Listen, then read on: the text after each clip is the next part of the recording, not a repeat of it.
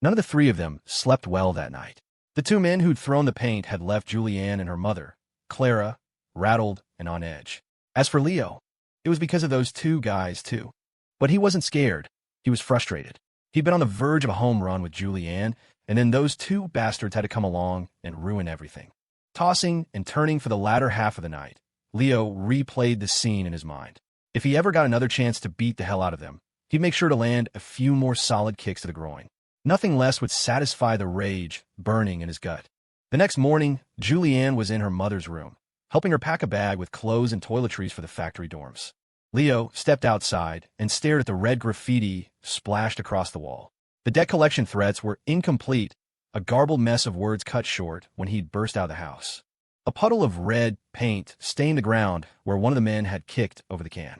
Leo took a photo and was about to send it to his family's butler, Arthur, with instructions to get a crew over to repaint and fix the place up. But after a moment's thought, he deleted the picture. It would be a temporary fix, a bandage on a gaping wound. The real solution was to dismantle the entire network of loan sharks harassing Julianne's family.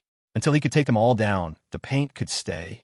Clara emerged from the house with her daughter, her face falling as she saw the freshly painted walls defaced again. "This is going to cost a fortune to repaint," she sighed, her voice laced with exhaustion. "Don't worry about it, Clara," Leo said with a reassuring smile. "You just focus on settling in at the dorms for a few days. Leave the rest to me." "Oh, Leo, I'm so sorry to trouble you with all this." Clara's throat tightened. She wanted to say more, but didn't know how. Her daughter had finally found a wonderful man who loved her, and now her family's disastrous situation was dragging him down, too. Guilt gnawed at her, and she looked at Leo with an apology in her eyes. That look, that mixture of shame and concern, gave Leo a strange sense of déjà vu. For a fleeting moment, he saw his own mother looking back at him. Swallowing hard, he forced another smile.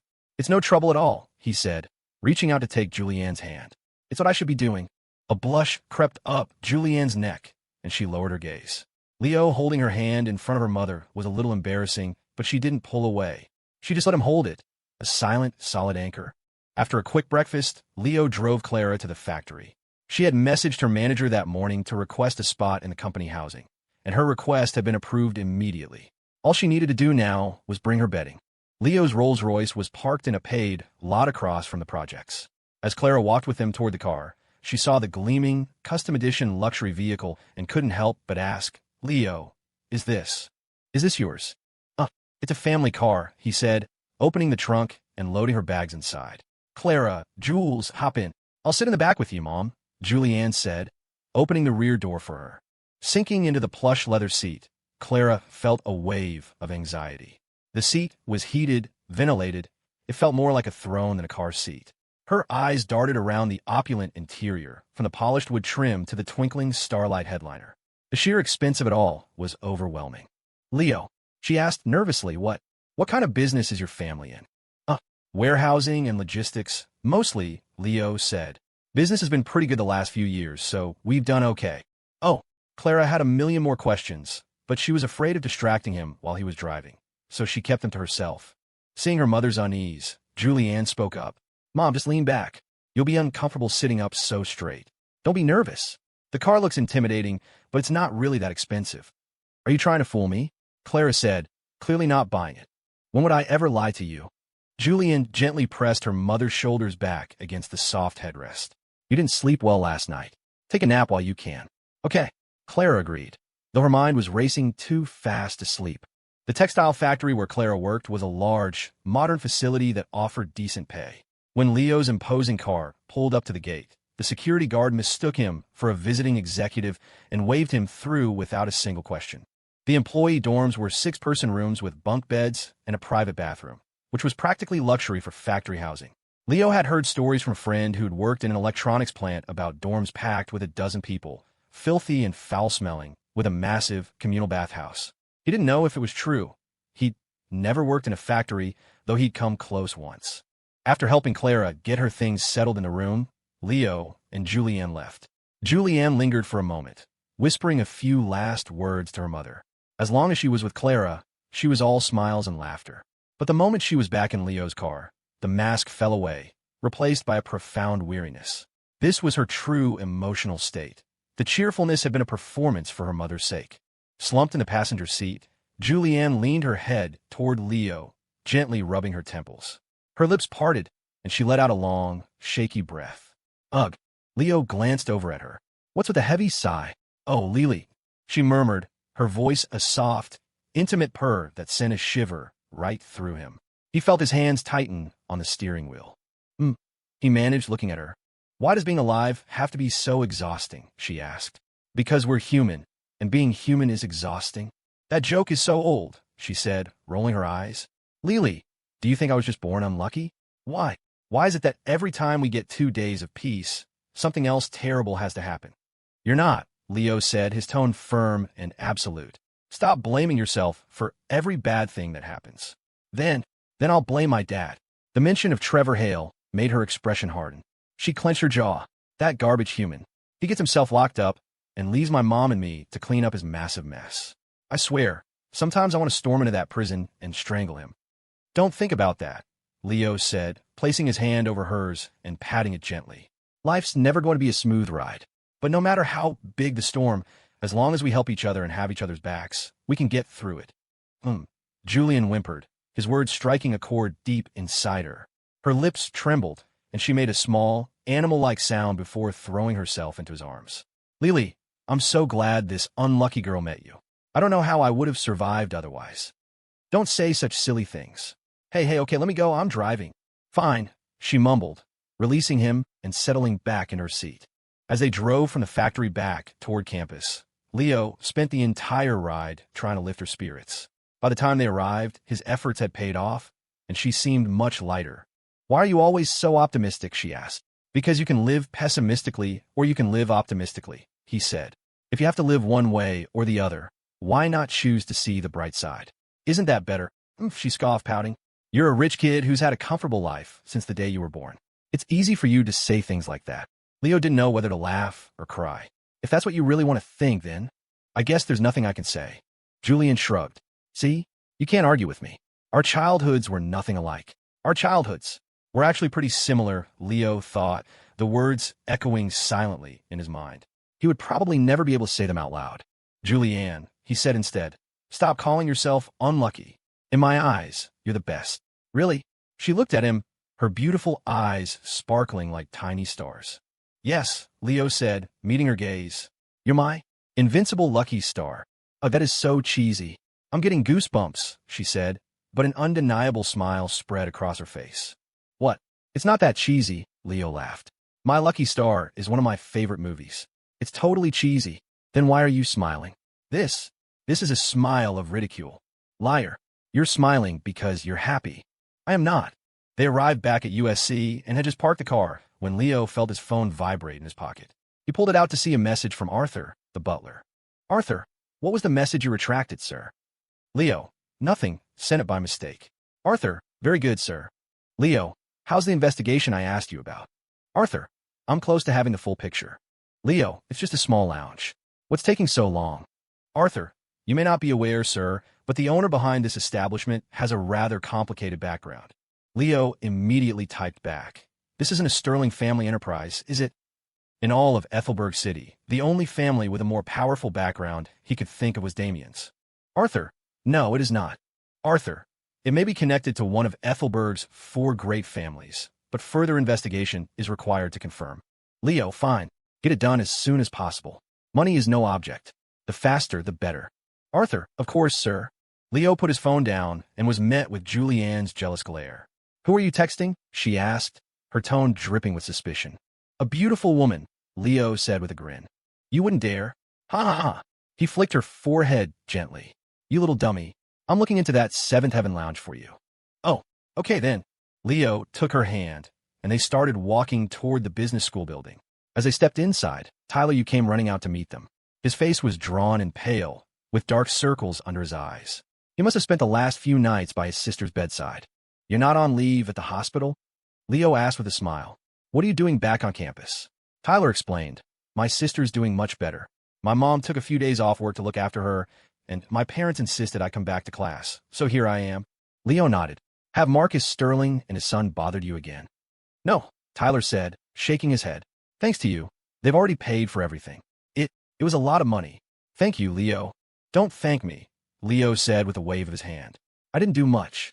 How can you say that? Tyler scratched his head, smiling sheepishly. My family wants to invite the four of you, Julianne, Damien, and Serafina, to dinner this weekend. We've booked a table at the Ethelberg Grand. Wow, isn't that a bit much? No, not at all. Tyler insisted. You have to come. This weekend. Leo glanced at Julianne. When she nodded, he agreed. Okay, we're free. We'll be there. Great.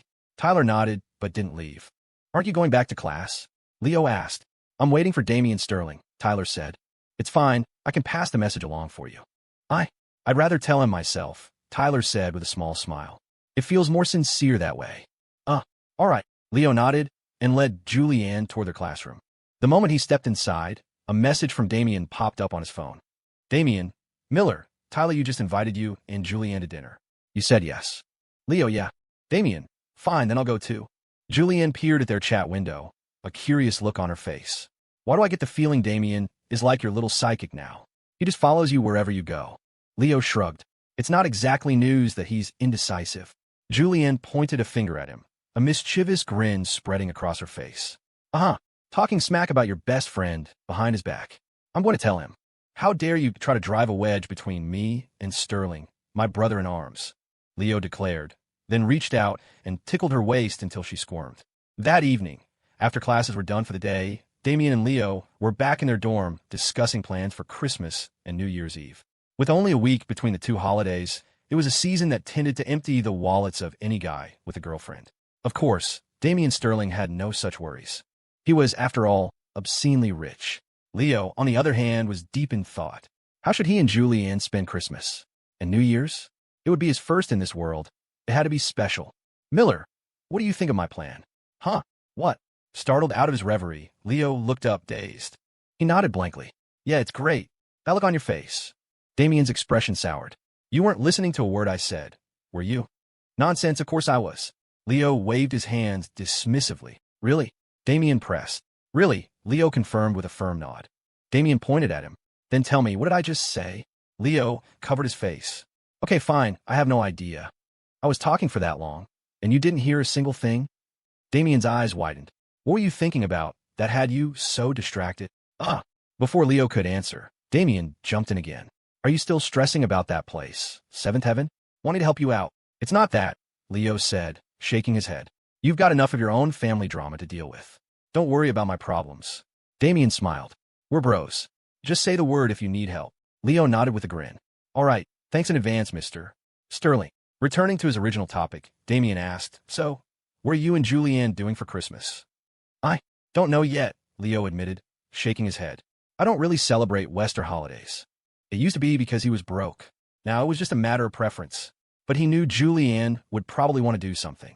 Girls like that kind of festive atmosphere, and of course he would do whatever made her happy.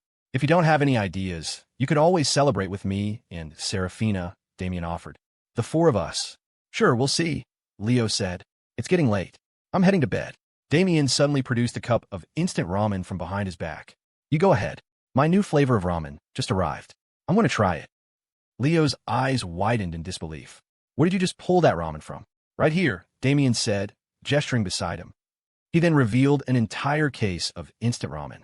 It's been here the whole time. You didn't see it? Leo couldn't help but laugh. Wow, it was on the floor? I thought you were doing a magic trick. Damien pulled a cup from the box. Want one? No, thanks, Leo said, waving it off. You enjoy. I'm going to sleep. He stood up, stretched, and walked into his bedroom. He lay in bed, playing a game on his phone for a while before glancing at the time, mentally calculating when Julianne's message would arrive. Julianne, Lily, what are you up to? 10 minutes later than yesterday. She must have writer's block.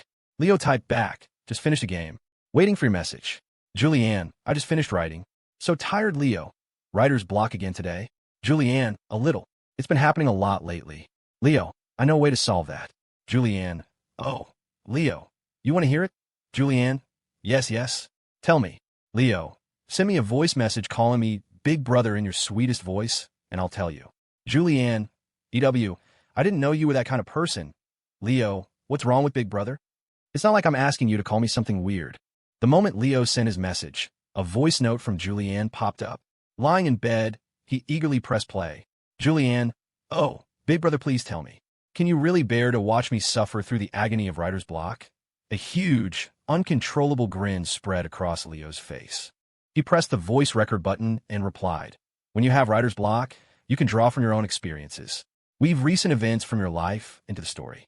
Or, if something is bothering you that you can't solve in real life, solve it in the book from your protagonist's perspective.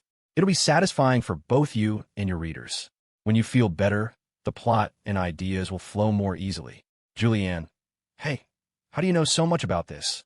Leo, I read a lot of novels.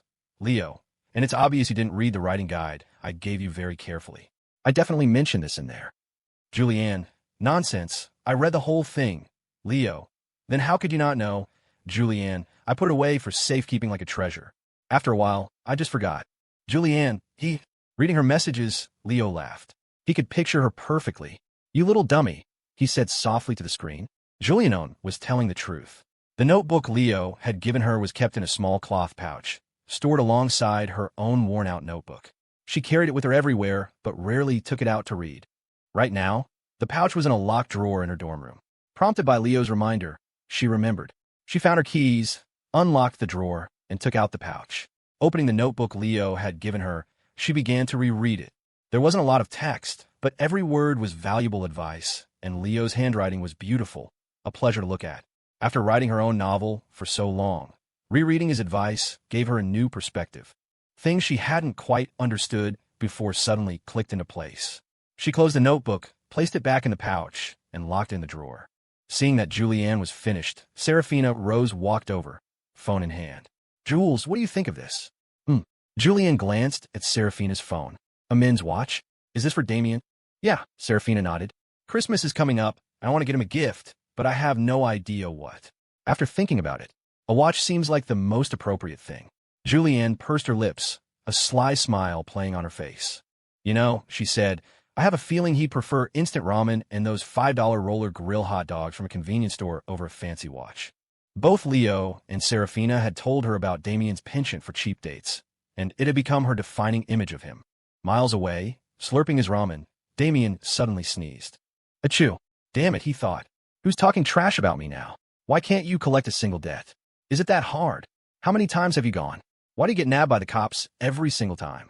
Are you all a bunch of useless wastes of space? In a private room at the Seventh Heaven Lounge, a coarse-looking man was tearing into his subordinates. The men stood with their heads bowed, not daring to make sound. Get out, all of you. Get the hell out of my sight. The man, Manny, flung his hands in disgust. The cigar he was holding flew from his fingers and hit the wall. I'm giving you 3 more days. If you don't bring back the money, you're all fired. The lackeys nodded frantically and scrambled out of the room, terrified of being caught in their boss's wrath. Once they were gone, the large room felt empty. Knock, knock. A young woman in one of the clubs revealing uniforms knocked and entered. Seeing her, Manny's grim expression twisted into a lecherous smirk. Lily, perfect timing. I'm furious right now. Come help me blow off some steam. He reached out to push her head down, but the woman, Lily, shook her head quickly. Manny, the young master is here with a friend. He wants to see you. The young master is here. At her words, Manny's expression snapped to serious. He grabbed his jacket and hurried out of the room, taking an elevator down to the lounge's sub-basement. Manny, good timing, the young master said. Take my friend to the fighting ring. He's been in a bad mood lately. Arrange for a couple of guys to let him vent. Of course, sir. Manny glanced at the man sitting next to his boss. He was wrapped in bandages, his eyes burning with a savage fury. Manny recognized him. It was Nico Sterling. Manny led Nico down to the second sub-basement. The space was filled with several octagonal cages. In the largest one, a brawny, muscle-bound man was fighting a much smaller, wiry opponent. The air was thick with the shouts and cheers of gamblers. The weight difference was enormous. A fight like this would never be sanctioned in a legitimate match. But underground fighting rings had no such rules. As long as you were willing to fight and the match was a spectacle that could make money, they'd pit a mouse against an elephant. The stark contrast in size intrigued Nico, and he stopped to watch. The man Manny called young master clapped him on the shoulder. It's a fixed fight. Nothing to see here. The little guy wins. Nico glanced at him, about to ask why, when a chorus of groans erupted from the crowd. The smaller man had deftly dodged the giant's attack and landed a clean punch on his chin, knocking him out cold. Nico was incredulous. That's it? He won. Yep, the young master said with a nod. Next, they'll bring in an even bigger guy, and the odds on the little one will go up. The gamblers will still be too scared to bet on him, but he'll win again. For the next few rounds, his winning streak will push the odds higher and higher.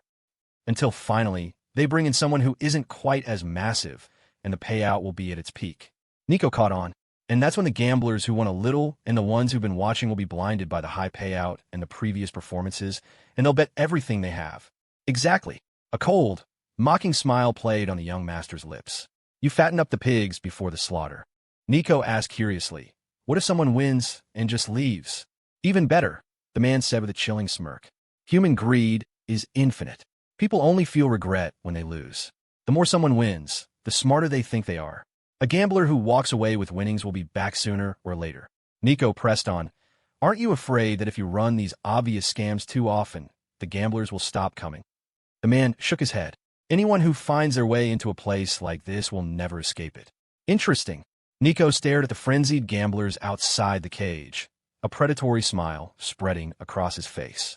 They entered a private room containing another octagonal ring. The muscular man who had just been knocked out by the smaller fighter was now standing on the mat, waiting for Nico.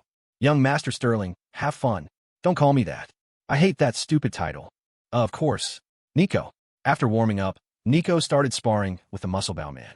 It wasn't really a spar. The man was a human punching bag under strict orders not to fight back. Nico threw punches for a while, but his opponent just absorbed them, looking completely unfazed. Enraged, Nico ripped off his gloves. Fight back, you motherfucker. Are you looking down on me? He screamed. The man glanced at Manny. Seeing a nod, he threw a single punch that connected squarely with Nico's face, sending him tumbling out of the ring. Manny and Nico's friend rushed to help him up, but Nico shoved them away. He scrambled back into the ring and lunged at the man, but a high school kid was no match for an experienced fighter. He was quickly thrown to the ground again. The fighter immediately reached down to help him up, apologizing profusely. I'm sorry, sir, I'm so sorry. Fuck you. You think you can look down on me too? Nico screamed, then suddenly kicked the man viciously between the legs. Ack! The man collapsed to his knees, incapacitated, but Nico wasn't finished. He spotted a stainless steel water bottle by the side of the ring, grabbed it, and began smashing it against the man's head, a horrifying laugh bubbling from his lips. Ha ha! You think I'm useless too, huh? Ha ha! You look down on me too? Ha ha ha! I'll teach you to look down on me. I'll teach you. Hood, hood, hood. The metal bottle quickly dented and deformed in his hand. Below the ring, Manny and his young master exchanged a look. Even they were terrified by Nico's psychotic display. Later that afternoon, after classes, Damien and Serafina were eating in the cafeteria when they ran into Tyler Yu. How's your sister doing? Damien asked. She's mostly recovered. She should be able to come back to school next week. That's good. If she has any more trouble, tell her to contact me or Miller immediately. Though I doubt my cousin will dare to pull anything else. On the second floor of the cafeteria, Lily, I'm talking to you. Why are you spacing out again? It's nothing. I just feel a tightness in my chest. Should we go to the campus clinic? No, it's fine. I probably just didn't sleep well last night. Ding dong. Ding dong. Leo's phone buzzed incessantly on the table. Why is your phone blowing up while we're trying to eat? Julianne asked curiously. Probably messages from the student government, Leo said, picking it up to silence it. The winter sports meet is coming up, so things are getting busy again. And you? Julianne asked, a playful smile on her face. Are you ready to win that championship? Big shot. Her comment reminded Leo of his bold proclamation, that he would win the championship and kiss her in front of the whole school. He scratched his head. The boast was out there. It was too late to take it back now. He squared his shoulders. Just you wait. Okay. I'm waiting, she said, her narrowed eyes filled with unconcealed amusement. Her mocking expression was all the motivation he needed to add an extra mile to his morning run. Buzz. Buzz. Halfway through dinner, his phone vibrated again. He assumed it was a call from someone in the SGA, but when he looked, he saw it was Arthur, his family's butler. Who is it? Julianne asked, her eyes on the screen as Leo hesitated. Why aren't you answering? It's my family's butler, he said, glancing at her. It's probably about seventh heaven. Hearing this, Julianne immediately leaned in. Well, answer it. Leo answered the call and put it on speaker. They were in a quiet corner of the cafeteria with no one around, so it was fine. Sir, I have the information. Arthur's voice came through the phone. The Seventh Heaven Lounge is an enterprise of the Jang family of Ethelberg, one of the city's 4 great families. The Jangs built their empire on gray area industries and now control a majority of the city's offline entertainment venues. Leo's brow furrowed. The Jang family? Had he written about them in his novel? If he had, why did he have no memory of them? Or had he forgotten again? Arthur, who were the four great families of Ethelberg? The butler answered immediately. The four families are led by the Roses, followed by the Coles, the Jangs, and finally, the Songs. If we exclude the Sterling family, which is a top-tier powerhouse that rose to prominence more recently, these four are the old money families with the deepest roots in Ethelberg. And what about our family? Where do we rank in Ethelberg? The old master has always preferred to keep a low profile, focusing on his own businesses and avoiding entanglement with those families. So, we aren't officially ranked among them. However, if we were to compare based on financial strength alone, Arthur paused for effect. We would be at least on par with the Rose family, if not above. The butler's voice was firm and full of confidence. Julianne, listening in, instinctively glanced at Leo. She knew her boyfriend was impressive, but she hadn't realized he was this impressive. Leo himself was a bit stunned. He knew his family was powerful, but not that powerful. He thought for a moment before continuing. So, if the Jang family has wronged me, can I make a move against them? Well, you certainly can, but Arthur hesitated. The network of interests among Ethelberg's wealthy elite is like a massive, tangled web. For our family to shake the Jangs on our own, it would be very difficult. Okay, I understand, Leo said. Can you help me set up a meeting with someone from the Jang family who has some real authority? I want to meet them. That, of course, is no problem at all. Sometime this week. Very good, sir. After hanging up, Leo looked at Julianne apologetically. Why are you looking at me like that? She asked, confused. I'm sorry, babe. Why are you apologizing? You heard him, Leo said, gesturing to his phone. I can't just dismantle the Jang family. The best I can do is solve the immediate problem of the debt collectors harassing you. That's more than enough. Julianne took his hand, her expression baffled. Babe, you've already helped me so much. I'm incredibly grateful. Your family has no quarrel with the Jangs. There's no reason to escalate things just for me. Leo patted her hand. Don't worry. I'll make sure this gets resolved for you. Okay. Julianne rested her head gently on his shoulder, her voice tired. Lily, sometimes I don't even dare to think. If I hadn't met you, with all this crazy stuff happening, what I have done. There is no if, Leo said, wrapping an arm around her and kissing her forehead. In that moment, they looked just like any other young couple in the cafeteria, lost in their own world. Meanwhile, at Seventh Heaven, having vented his fury in the fighting cage, Nico Sterling was now soaking in a VIP hot spring on the second floor. Manny and the club's young master, Jason Jang, were attending to him personally. Nico leaned against the edge of the pool, eyes closed, enjoying a massage from two female attendants. Jason, he said, a place this fun. How come you never brought me here before? If you hadn't mentioned needing to blow off steam today, I wouldn't have known you were into this kind of thing, Jason said with a smile. What's got you so fired up lately, Nico? Don't even get me started. Nico waved a hand dismissively. My cousin, and some other piece of shit. Jason's brow furrowed. I get your cousin, but in this city, besides Damien Sterling, who else would dare to mess with you? The guy's a friend of my cousin's. Nico's jaw clenched as he pictured Leo's face. He wanted to tear him apart with his bare teeth. Jason's eyes glinted. Wanting to get some guys to teach him a lesson for you. Forget it. You can't win against him, Nico said, shaking his head. That kid's no pushover. Well, all right then, Jason said with a shrug. Speaking of which, I've been dealing with some headaches of my own lately. Oh, Nico turned to look at him. Jason put on a pained expression. My dad has me managing the club, but since I took over Seventh Heaven, business has been declining. We can't even collect on the debts we're owed. It's a huge pain. If business is down, just bring in more bodies. If you keep bleeding the same few gamblers, they'll eventually run dry, Nico said, scratching his hair. As for the unpaid debts, that's even simpler. Don't you guys have a one-way ticket business here? He gestured toward his own kidneys and gave Jason a knowing smile. That, Jason immediately understood. He waved his hands. No, we can't do that.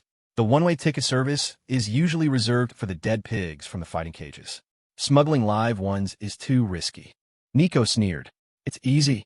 Just make them not so live anymore. Better yet, get those deadbeats who can't pay to sign organ donation forms before you take care of them. Jason's mouth twitched. Then he gave Nico a thumbs up. Nico, you're a freaking genius. Standing behind them, Manny had heard the entire conversation. His scalp prickled. This Nico Sterling wasn't just unhinged in his actions. His ideas were pure evil. He was an absolute psychopath. And this monster was just a high school kid? Manny looked at Nico with a new, genuine fear in his eyes. When Victor Jang, the current head of the Jang family, received a dinner invitation from the Miller family for the upcoming weekend, he naively assumed it was a business proposition and readily accepted. His son, Jason, having just returned from his debauchery with Nico Sterling, walked into his father's study. Seeing the broad smile on his father's face, he asked, "Dad, what's the good news? You look thrilled." Victor Jang blew a cheerful smoke ring. "The Miller family of Ethelberg has invited me to dinner this weekend. They probably want to discuss business with us." "The Miller family?" Jason frowned. "I've never heard of them before. The Millers have always kept a low profile and rarely associate with other families. It's normal that you wouldn't know them," Victor said, taking another drag from a cigar. "But my guess is their strength is not far behind the Sterlings. In fact, their wealth might even surpass them." If only Jason knew that the man his father was meeting was the same piece of shit he had casually offered to have beaten up for Nico, the look on his face would have been priceless. "More money than the Sterlings. Isn't that a bit of stretch?"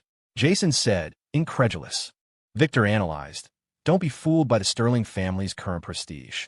They're actually on a downward slope. For the past few years, the two brothers have been so busy fighting over the inheritance that they've neglected the family business. The Sterling group today is a far cry from what it was when the old man was alive. The Millers are different. They've been on a steady upward trajectory, especially after gaining control over Ethelberg's educational resources." Jason was confused. "If the Sterlings are declining, why do you still want me to suck up to Nico Sterling?" "Silly boy," Victor said with a smile. "You get close to Marcus Sterling's son, and I get close to Donovan Sterling. No matter which of the two brothers wins their power struggle, we come out on top. Understand?" "Oh, I see," Jason nodded. "What about the Millers?" "As for the Millers," a confident smirk spread across Victor's face. "First, we cooperate. Then, we slowly eat away at their resources. Our family has been in the gray area business for long enough. It's time to go legitimate, and I've been looking for a stepping stone. I never imagined they'd deliver themselves right to our door." Jason gave him a thumbs up. "Dad, you're a genius. You have a lot to learn, son. Pay attention." "I will, Dad." Listening to his father, Jason was already plotting. He thought he could make a fortune with the depraved plan Nico had suggested, and he could already picture the look of admiration in his father's eyes. It was safe to say both father and son were profoundly naive. In the days that followed, Manny's goons stopped their aggressive debt collecting. Instead, they started a charity initiative. Gamblers who owed them money were told their interest was forgiven. Even the principal was waived. There was just one condition. They had to come back to the casino for one more round of fun. No money? No problem. The casino was running a new promotion. Returning players get an $8,888 bonus. Faced with such a temptation, no gambler could refuse. They walked right into the trap. The moment they stepped back into seventh heaven, the countdown to their demise began. What does this story teach us? It teaches us that when a stranger offers you a free lunch, they're not after your money. They're after your body. A slaughter plate scam can be about your wallet, or it can be about literally slaughtering the pig. Trevor Hale, soon to be released from prison, heard about the returning players promotion from a few other low-level criminals inside. The gambling addiction he had fought so hard to suppress during his time behind bars was instantly reawakened. Just as Jason Jang had told Nico Sterling, once a gambler enters a casino, they can never truly escape. Like a moth to a flame, they seek their own destruction. Foolish and mad. Julianne Hale's notebook. The week was hectic for both Leo and Julianne. Leo was swamped with preparations for the winter sports meet. Although he wanted nothing to do with it, the student government now effectively answered to him. So if he didn't take charge, nothing would get done. Julianne's novel, meanwhile, was experiencing a surge in traffic.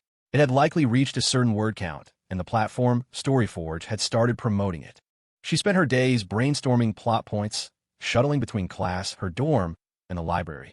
Unlike the two busy bees, Damien and Serafina were practically inseparable, their relationship blossoming steadily without any side characters to disrupt them.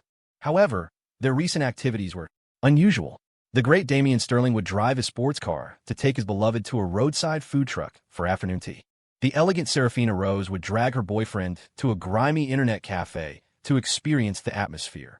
While they were there, Damien would insist on having a cup of instant ramen with a side of flamin' hot Cheetos. They always seemed busy, but what they were busy with was hard to say. But they were happy, especially Serafina, who had recently become obsessed with a popular online battle royale game and spent her days gleefully playing in the cafe. She disliked the smell of smoke in the main hall, so they always booked a private two-person booth. This afternoon, they were at it again. "Serafina," Damien said, munching on Cheetos while tapping at his keyboard. I should come over to your house this weekend. You've already met my parents, so it's only right that I meet yours. We've been dating for a while now. It would be rude if your parents still haven't met me. Okay, sure. I'll tell my dad later, Serafina replied, her eyes glued to the screen as an enemy team ambushed her. Stop eating, she yelled. Hurry, get over here and help me. Okay, on it. Damien immediately dropped his Cheetos, grabbed his mouse, and rushed to her aid. Yes. Serafina pumped her fist after securing a double kill. Damien watched her, a goofy grin on his face. If their parents could see them now, they'd probably have a heart attack. Bad news. Their kids were finally going through their rebellious phase. Worse news, it was hitting them very, very late. No one else in that internet cafe could have possibly guessed that these two were the pampered heirs of Ethelberg's most elite families. Finally, a break after a whole week of work.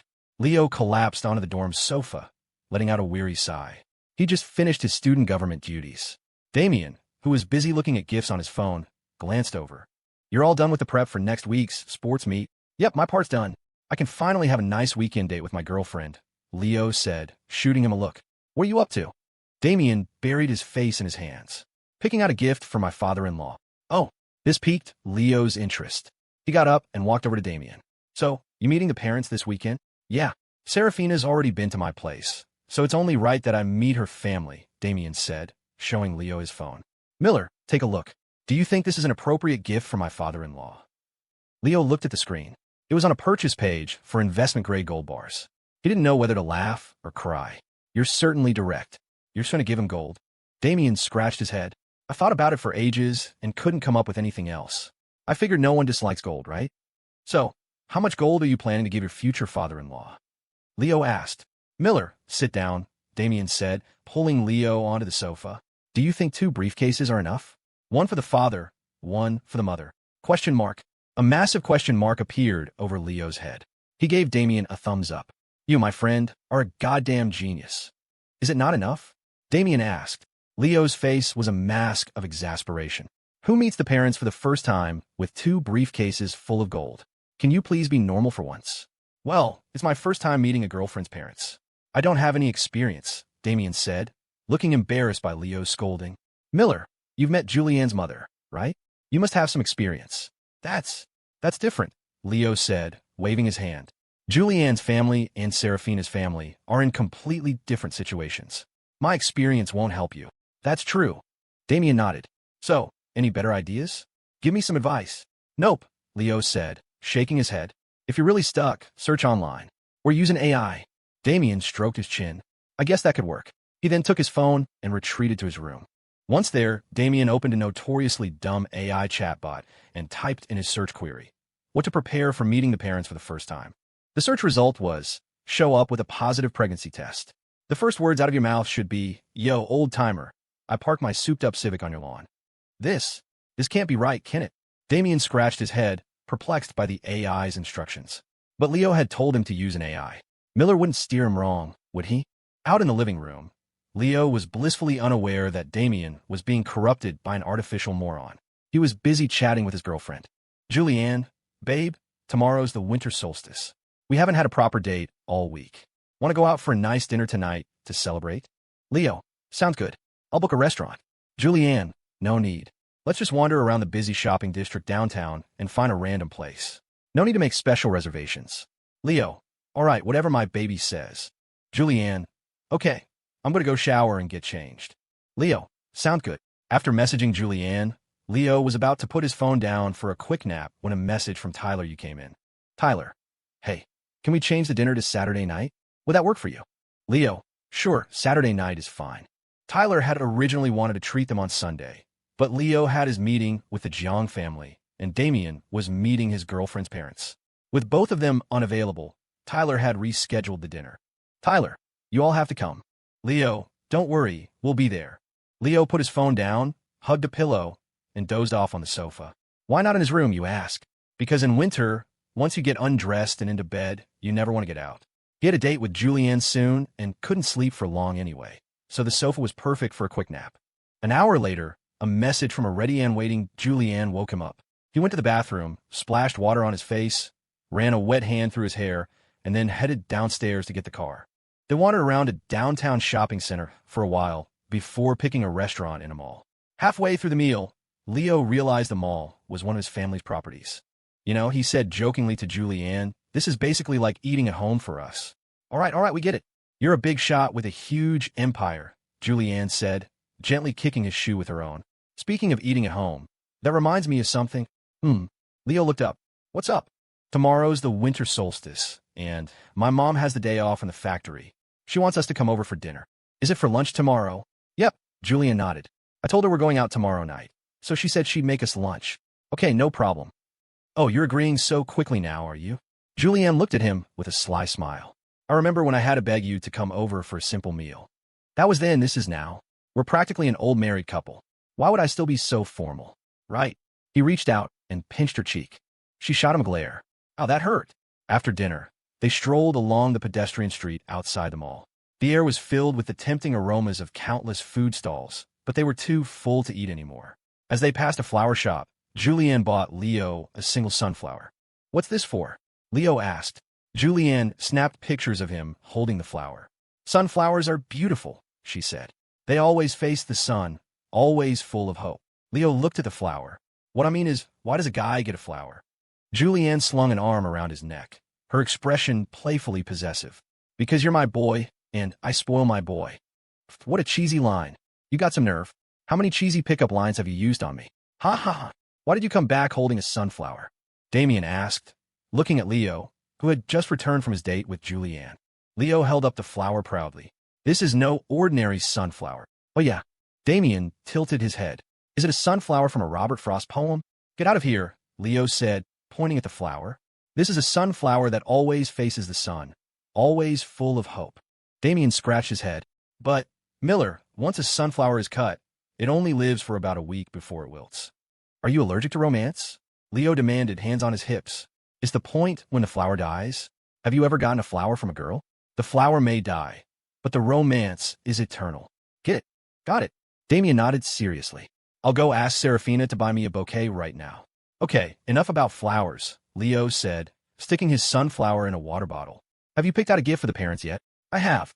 A confident smile spread across Damien's face. "Miller, let me tell you, my preparations this time are absolutely foolproof."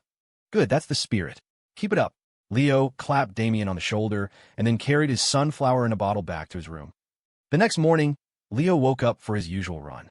The whole winning the championship thing was just a boast. He didn't actually think he had a chance. But after a solid month of running, his health had genuinely improved.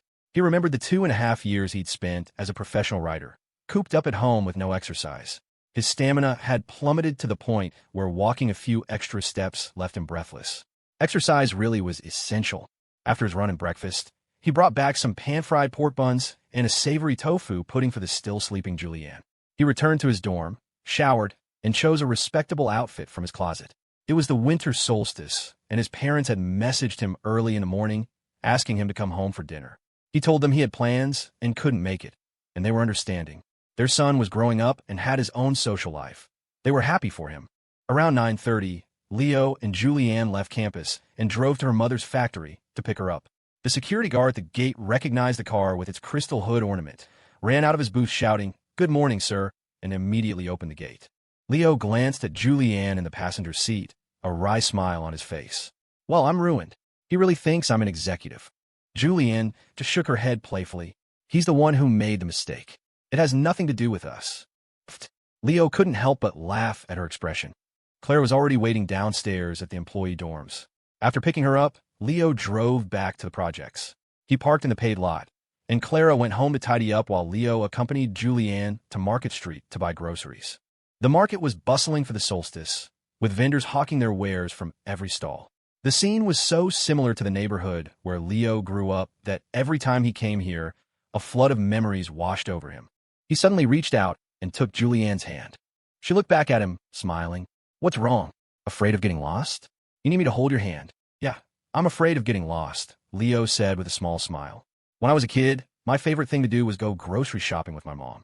She'd hold my hand, and I'd help her carry the bags. After we were done, just before heading home, she'd magically pull a piece of candy out of her pocket as a reward for me. The candy was so sweet, and it always made my heart feel full. So, The great Leo Miller's childhood was the same as a poor girl's like me, Julianne said, looking into his eyes. I thought you rich people didn't have to do your own grocery shopping. Leo came up with a quick excuse. Even a rich family chef needs a day off sometimes. Oh, is that so? All right then. What do you want to eat for lunch today? Isn't your mom making dumplings? We could just stir-fry a couple of simple side dishes. Oh, that's right. We need to buy flour to make the dumplings. I almost forgot. Julianne slapped her forehead at the reminder. Wait, Leo said, don't you just buy the wrappers ready-made? Julianne looked at him and shook her head. We always make our own dumpling wrappers at home. The store-bought ones aren't any good. Your mom knows how to roll them herself. Of course. Julianne lifted her chin proudly. My mom knows how to do a lot of things. After buying the flour, they went to Big Mike's butcher shop for some meat. Mike already knew they had taken his daughter, Susie, out for McDonald's the previous week. When they came to buy meat, he threw in 2 pounds of pork ribs for free. Julianne, of course, refused. Big Mike, you've helped us out so much already. I really can't take this. You should keep the ribs to sell. It's nothing, just a few bucks. Take them. I've already chopped them up, so I can't sell them now anyway, Mike said with a hearty laugh. Make some pork rib soup for the solstice. Have it with some dumplings. A good meal will keep you warm all winter. Yeah, said Susie, who was helping her dad at the shop. Jules, my dad's giving them to you. Just take them.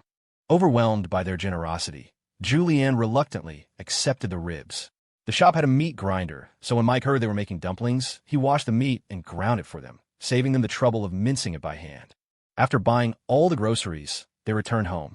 The debt collectors seemed to have quieted down this week. There was no new graffiti on Julianne's door. They had, of course, found something more profitable to do than collecting debts. Julianne's mother was already busy in the kitchen. Julianne and Leo wanted to help, but she shooed them out. The kitchen's too small. It's too crowded with more people, and it's harder to get things done. You two go out and relax. I can handle it myself. With nothing to do in the living room, Leo and Julianne both, in perfect sync, pulled out their phones and opened their favorite novel reading app. When you're bored, reading a good story is always a fine way to pass the time. Eat dumplings on the winter solstice so your ears don't freeze off. The old saying was more common in the north. As a southerner, Leo didn't really have a tradition of eating dumplings on the solstice. Besides, in the south, you could always buy ready-made wrappers or even fully assembled handmade dumplings at the market. He'd never even considered rolling the wrappers himself. Watching Clara effortlessly flatten balls of dough into perfect circles, fill them with meat, and fold them into plump, ingot-shaped dumplings, Leo couldn't help but be impressed. Clara, you're amazing at this, he said. Clara laughed. Haha, you're too kind. This is the only skill I really have. Knowing this is already incredible. Leo gave her a thumbs up. Julianne peeked out from behind Leo like a little cat. Mom, I'm hungry, she whined. Clara pointed to the pressure cooker. The soup is ready. Go get yourself a bowl. I'll skip the soup for now. Let me help you with the dumplings, Julianne said, slipping past Leo and into the kitchen.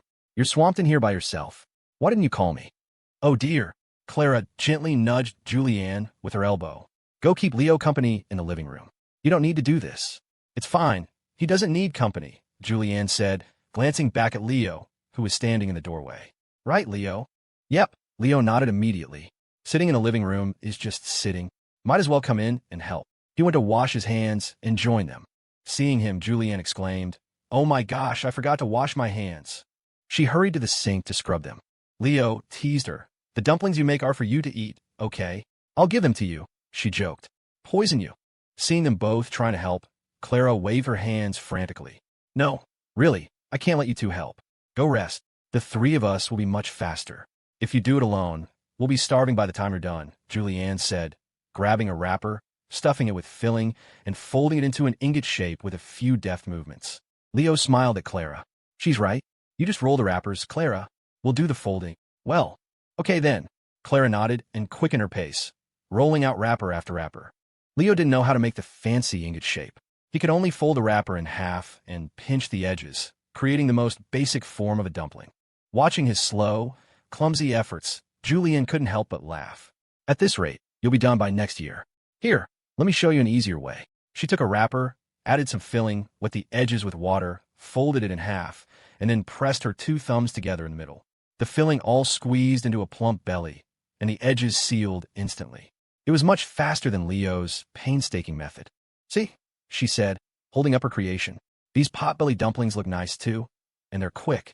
Got Got it. The method was simple enough. Leo watched once and then tried it himself. His wasn't quite as plump as hers, but it was decent enough. For the next while, they worked in perfect harmony. Julianne made the ingots, Leo made the potbellies, and Clara rolled the dough. As she worked, Clara started telling stories about Julianne's childhood. Jules used to love dumplings when she was little. She was so tiny, but she could eat 2 whole plates by herself. She loved the meat filling, but we couldn't afford that much meat back then. When we ran out of filling halfway through, I'd use leeks and eggs instead. She hated leeks. Every time she bit into one, she'd pout and get all quiet, but she'd never say anything. She'd just sit there eating, looking so grumpy. It was adorable. Mom, Julianne cried, her face bright red as she cut her mother off. Why are you telling him everything? Listening to Clara's stories, Leo felt a pang of nostalgia, as if he were seeing his own mother again. He thought, if my mother in the world outside this book were still alive, would she be like this? Busy in a kitchen filled with the scent of home cooking, smiling as she recounted my childhood, telling stories I'd long since forgotten. With all 3 of them working together, they soon had a mountain of dumplings, enough to feed 4 or 5 people. Clara only cooked half, setting the rest aside. Leo, when you leave later, take these with you in a bag. Let your parents try them. Leo quickly waved his hands. Clara, my parents can't eat this many. You should keep some for yourself. Nonsense. When you give a gift, it's always better to give too much than too little. Besides, it's not that many. Just take them all, Clara insisted, pointing to the uncooked dumplings. These are freshly made. Have your family cook them as soon as you get home. Don't put them in the fridge. The wrappers get tough when they're frozen. They're not as good as when they're fresh. Okay, Leo quickly agreed. I will. I understand. When the steaming hot dumplings were ready, Clara served the first one to Leo. It was delicious, genuinely better than any dumpling he'd ever eaten before. It was also incredibly hot. HSSSS. Huh. He took a big bite and was immediately scalded, his mouth hanging open as he panted. Julianne burst out laughing. You dummy. Can't you eat a little slower? She said, pouring him a glass of soda. It's just so good, Leo said sheepishly after taking a gulp. If her mother hadn't been sitting right there, Julianne would have teased him mercilessly. Your flattery is so obvious. The great Leo Miller, acting like he's never had a good dumpling in his life? Clara just watched them with a beaming smile. If you like them, eat more. There's plenty. She barely ate, finding her happiness in watching the 2 kids devour the food she'd made. Leo was stuffing his face, but didn't forget to ask, Clara, why did you stop after just a couple? Clara smiled faintly. I think I ate too much this morning. I'm still not very hungry. Oh, okay. After lunch, Julianne stayed home to spend time with her mother, while Leo had to head home to drop off the dumplings Clara had packed for him. Before he left, Clara walked him downstairs. Julianne was in the kitchen washing dishes and didn't follow. Clara gently patted Leo's hand, her expression warm and affectionate. Leo, you're such a good, sensible kid. You're so good to Jules, and your personalities are so similar. Sometimes it feels like you're my own son, like Jules' older brother. If there's a chance, I'd really love to meet your parents. Leo smiled. Of course. Next time you have a free moment, you should come be a guest at our house. Okay, I will. When I have the time, I'd love to. Leo rushed into his house, carrying the bag of dumplings. His parents, Charles and Michelle, were sitting in the living room. Dad, Mom, have you eaten yet? He asked. We have, Michelle said. What's wrong, son? Haven't you eaten? Charles asked, ready to summon the staff. What do you want? I'll have someone make it for you. No, I've eaten, Leo said, shaking his head and holding up the bag. I brought you guys some dumplings. Your son made them himself. Should I have someone cook them for you to try? Well, Charles and Michelle exchanged a look. They had just finished a meal and were both full. That's very thoughtful, son, Charles said. Just leave them there. Your mother and I will have them for dinner. They won't be as good tonight, Leo insisted. Let me just have them make a small bowl for you now. Charles smiled at Michelle. It's not every day our son personally makes us dumplings. I suppose we should have a taste. Yes, let's, Michelle agreed. Leo immediately called over a maid. Just cook a small bowl and put the rest in the fridge. Of course, young master. The maid took the bag and went to the kitchen. A few minutes later, a small bowl of dumplings was brought out. Charles and Michelle each carefully took a bite. Their eyes widened in unison. Son, did you really make these? Charles asked in astonishment. Of course, Leo said with a confident nod. Well, I didn't make the wrappers or the filling. My girlfriend's mother did. Your girlfriend, Charles said, the words slipping out. Is that the young woman named Julianne Hale? Leo was taken aback. Dad, how did you know? Have you been having me investigated? Don't be ridiculous. Who's investigating you? Charles shot him a look, half amused, half exasperated. You've been so high profile with your relationship at school, it would be harder not to know. Michelle looked at her husband in surprise. Our son is dating someone. He has been for a while, Charles replied. The school's gossip pages are full of news about them. Leo was speechless, unsure what to say. He just lowered his head, a blush creeping up his neck. I've looked into the young lady, Charles continued, putting down his chopsticks and looking at his son. Her family may be poor, but there are no issues with her character. What's most important is that she's good to you, so I don't object. You're meeting with the Jang family tomorrow. That's for her, isn't it? Yes, Leo nodded. Her father has some entanglement with a casino under the Jang family's control. I won't stop you from doing what you want. You're my only son. As long as you're happy, you could bankrupt the company, and it wouldn't matter, Charles said, his expression suddenly growing serious. But I have to remind you of one thing. The Jang family is one thing, but the Sterling family is not so easy to deal with. Don't get too close to Damien Sterling. It's not good for our family. Leo had expected a lecture about dating Julianne, but his father's focus was on Damien, and it was the first time Leo had ever seen such a serious expression on his normally easygoing father's face. Though he didn't fully understand what his father meant, he still nodded. Okay, I understand, Dad. Good boy. Charles stood up, raising his hand to pat Leo on the shoulder. Instead, his hand landed on a nearby maid. Son, when did you get shorter? Charles asked, confused. Leo, fighting back a laugh, poked his father's shoulder. Dad, I'm over here. All right. Charles turned and patted Leo's shoulder properly. Good boy. The afternoon flew by. Leo had to attend Tyler's dinner banquet that evening, so he left home early. Staring at a street light in the distance, Charles sighed. Our son's all grown up. Can't keep him at home anymore. Always off with his little girlfriend. Ahem. Strange. Why hasn't his car moved in so long? Michelle shot him a withering look. Because you've been staring at a street light. Julianne was already waiting for Leo outside the projects. When she saw his car approaching from a distance, she jumped up and down, waving her hands. From Leo's perspective, she looked tiny, like a little action figure bouncing with excitement. It was strangely adorable. He couldn't help but smile. After she got in the car, Leo asked, Is your mom not going back to the factory tonight? She said she's staying home tonight and will ride her e-scooter to the factory in the morning. Will she be safe staying there alone? Leo asked immediately. Julianne shook her head. It should be fine. The neighbors all said no strangers have been around this past week. It's just for one night. Nothing should happen. Leo pursed his lips. Maybe since those two got arrested, they've decided to lay low for a bit. I think so too, Julianne agreed. Okay, enough talk. Let's go. Let's go. Leo turned the car around and headed toward the city center. The banquet Tyler's family had booked was at the Ethelberg Grand Hotel. Leo had only just learned from his father that afternoon that the hotel was about to become a Miller family property. The hotel, which had cost hundreds of millions to build, had been operating at a loss for 2 years. The investment firm that owned it was on the verge of bankruptcy, and Charles was planning to acquire the entire company. When you're rich, you can be impulsive.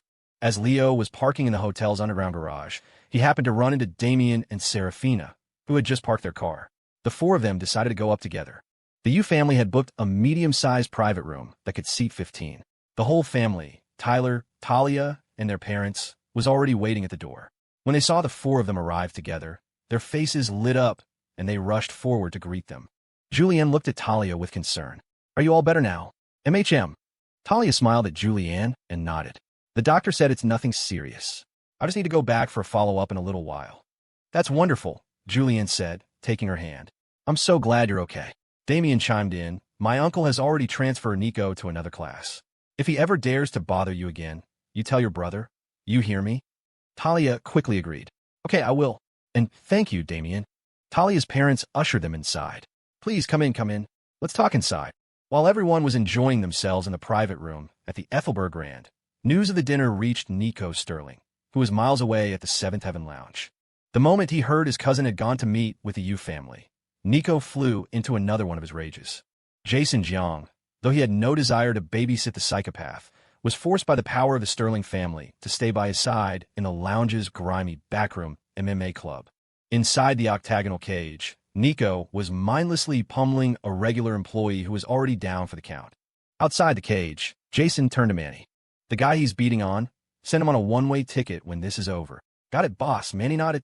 Lately, Manny had been handling all of Jason's dirty work. He'd gotten good at it, even establishing contact with several businessmen overseas. He'd already shipped out 2 batches of product, and the prices were excellent. It was far more profitable than running gambling rackets or collecting debts. Jason had been pleased with his performance, rewarding him generously, and Manny's initial fear had morphed into enthusiastic ambition. They wouldn't be celebrating for much longer, however. The police were starting to take notice. After venting his fury, Nico stepped out of the cage. Manny immediately rushed forward, handing him a bottle of water. Nico took a swig, then tossed the bottle aside and looked at Jason. "Can you think of a way to mess with my cousin?" Jason's smile was strained. He forced a bitter laugh. "Come on, Nico, don't mess with me. How could I possibly touch your cousin? If I did, and your uncle found out it was me, the Jang family would be finished. No, I have to teach them a lesson." Blinded by hatred, Nico had completely forgotten his father's warnings. All he could think about was making Damien suffer. After a moment's thought, Nico crooked a finger. Jason immediately leaned in close. Back at the Ethelberg Rand, Julianne was halfway through dinner when she got a call from Mrs. Gable. She found it strange, Mrs. Gable rarely called her. Had something happened? Or maybe it was the winter solstice, and she wanted to invite her and Leo over for a meal? Mulling it over, Julianne stood up and stepped into the private room's restroom as she answered the phone. The second the call connected, she heard Mrs. Gable's frantic voice. "Jules, your building, it's on fire." "What?" Julianne's mind went blank. A few seconds later, she burst out of the restroom and shouted at Leo, "Leo, quick. We have to go home now." Seeing the panic on her face, Leo instantly knew something was wrong. He shot to his feet, grabbing his jacket as he ran. "What happened? My building is on fire." Julianne's voice wasn't loud, but in the suddenly silent room, everyone heard her. "What?" They all stood up. Julianne quickly turned to Tyler Yu's parents. "I'm so sorry, Mr. and Mrs. You please continue eating. We have to go back." With that, she grabbed Leo's hand and bolted out the door. Serafina and Damien exchanged a look, quickly said their goodbyes to the yes, and ran after them. Watching the 4 of them hurry away, Tyler's father was the first to speak. "Tyler, go with them. See if you can help." "Right." Tyler agreed without hesitation. He would have gone even if his father hadn't told him to, and he immediately sprinted out of the room. Leo, with Julianne in the passenger seat, sped away from the hotel. Close behind, Damien drove, with Serafina and Tyler in his car, following Leo as best they could. Leo was driving fast, and if the streets hadn't been relatively empty, Damien would have lost him completely. Inside the car, Leo asked, "How could it just catch fire? Wasn't everything fine when you left?" "It was." Julianne nodded, her voice tight. "I don't know what happened. Mrs. Gable just called me out of nowhere and said she saw flames coming from my building and that I needed to get home." Arson. It was the first thought that popped into Leo's head. His expression hardened. "Hold on tight. I'm speeding up." You're already going too fast." Seeing the look on his face, Julianne gripped her seatbelt, her voice trembling with nerves. "I'm calling my mom." Her heart pounding, she dialed her mother's number and pressed the phone to her ear. All she heard was the steady, unanswered ring. Her brow furrowed, a knot of anxiety tightening in her chest like a tangled mess of yarn. But as frantic as she was, she didn't dare rush Leo. She knew that on a busy road, driving required absolute focus. Safety came first. All she could do was swallow her panic, occasionally glancing at Leo, praying the car would get them there faster. Soon, Leo's car reached the low-income housing projects. From a distance, they could see a plume of black smoke rising from one of the cramped, tenement buildings that looked like human filing cabinets. The smoke was coming from the very building where Julianne lived. Before the car had even come to a complete stop, Julianne flung the door open and sprinted toward her home. Leo slammed the car into park and ran after her. When they entered the complex, a crowd had already gathered, murmuring amongst themselves as firefighters struggled to combat the blaze.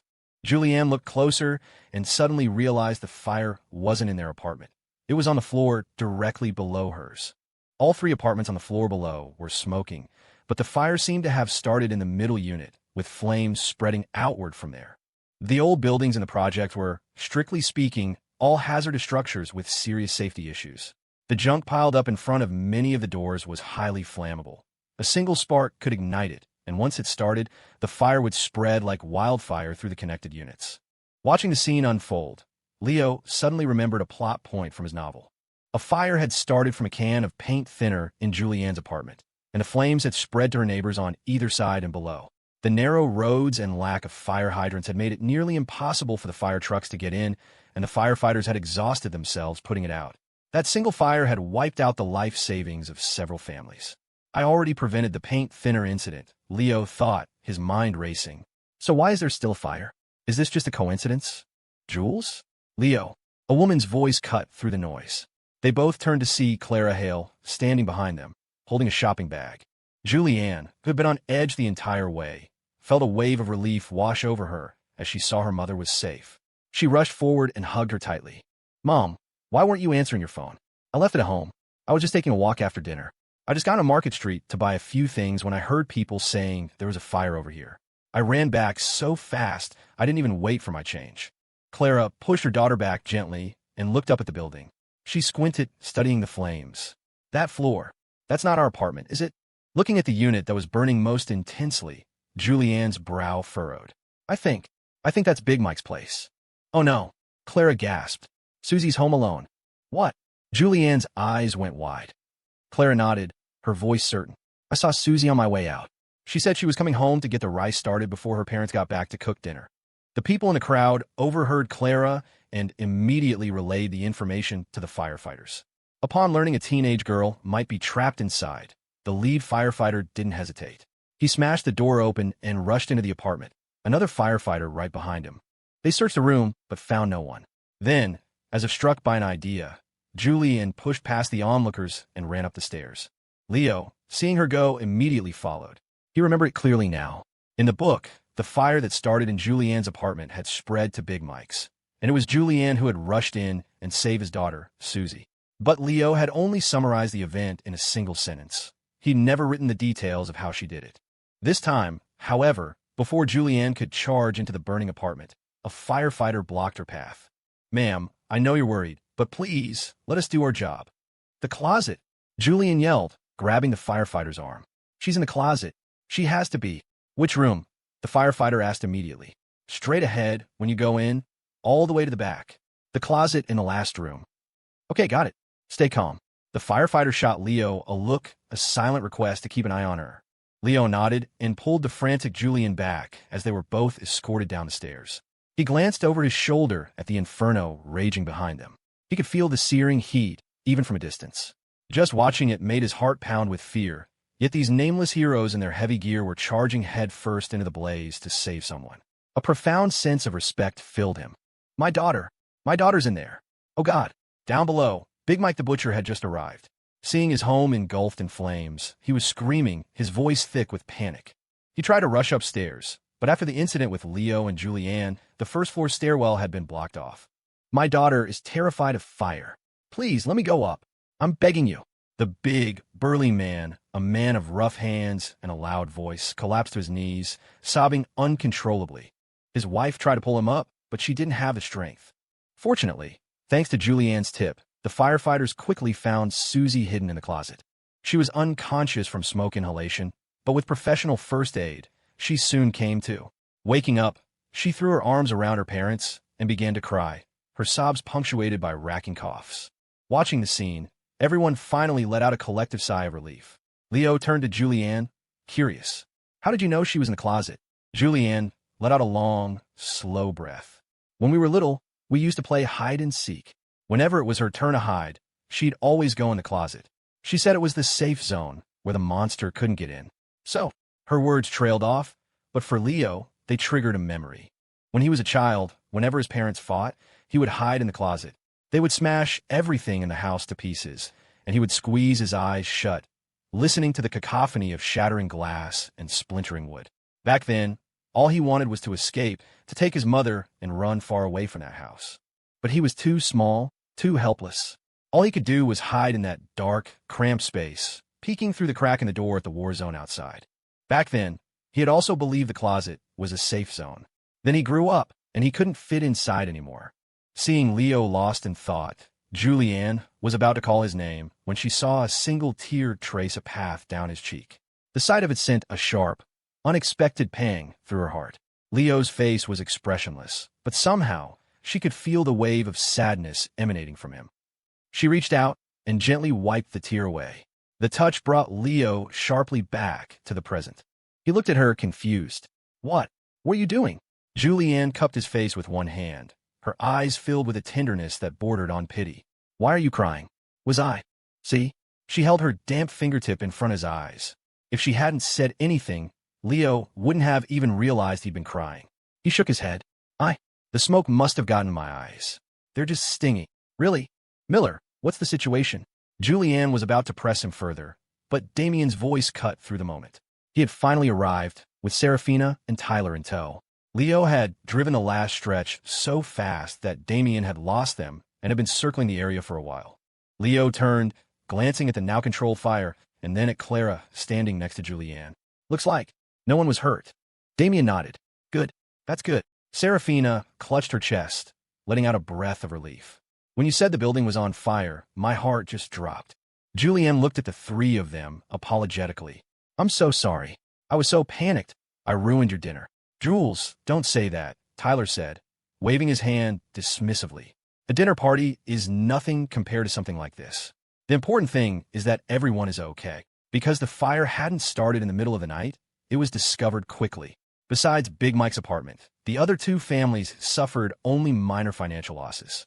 The cause of the fire was also determined. A faulty power outlet, combined with old wiring, had sparked while Susie was using the rice cooker, igniting the wooden table.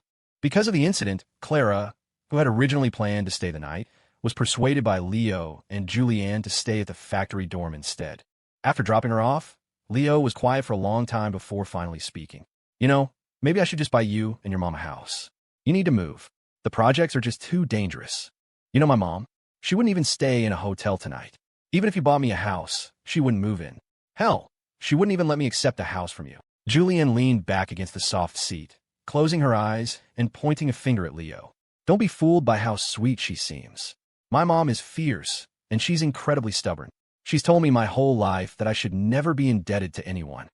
Hearing this, Leo gave a wry smile. Actually, my mom was like that too. He stared at the small silver ornament on the hood of his car, his thoughts drifting. Julianne sighed. Whatever. She'll be fine at the factory dorm. At least it's safe there. Leo turned to look at her, his eyes full of worry. I've just had this bad feeling the last couple of days.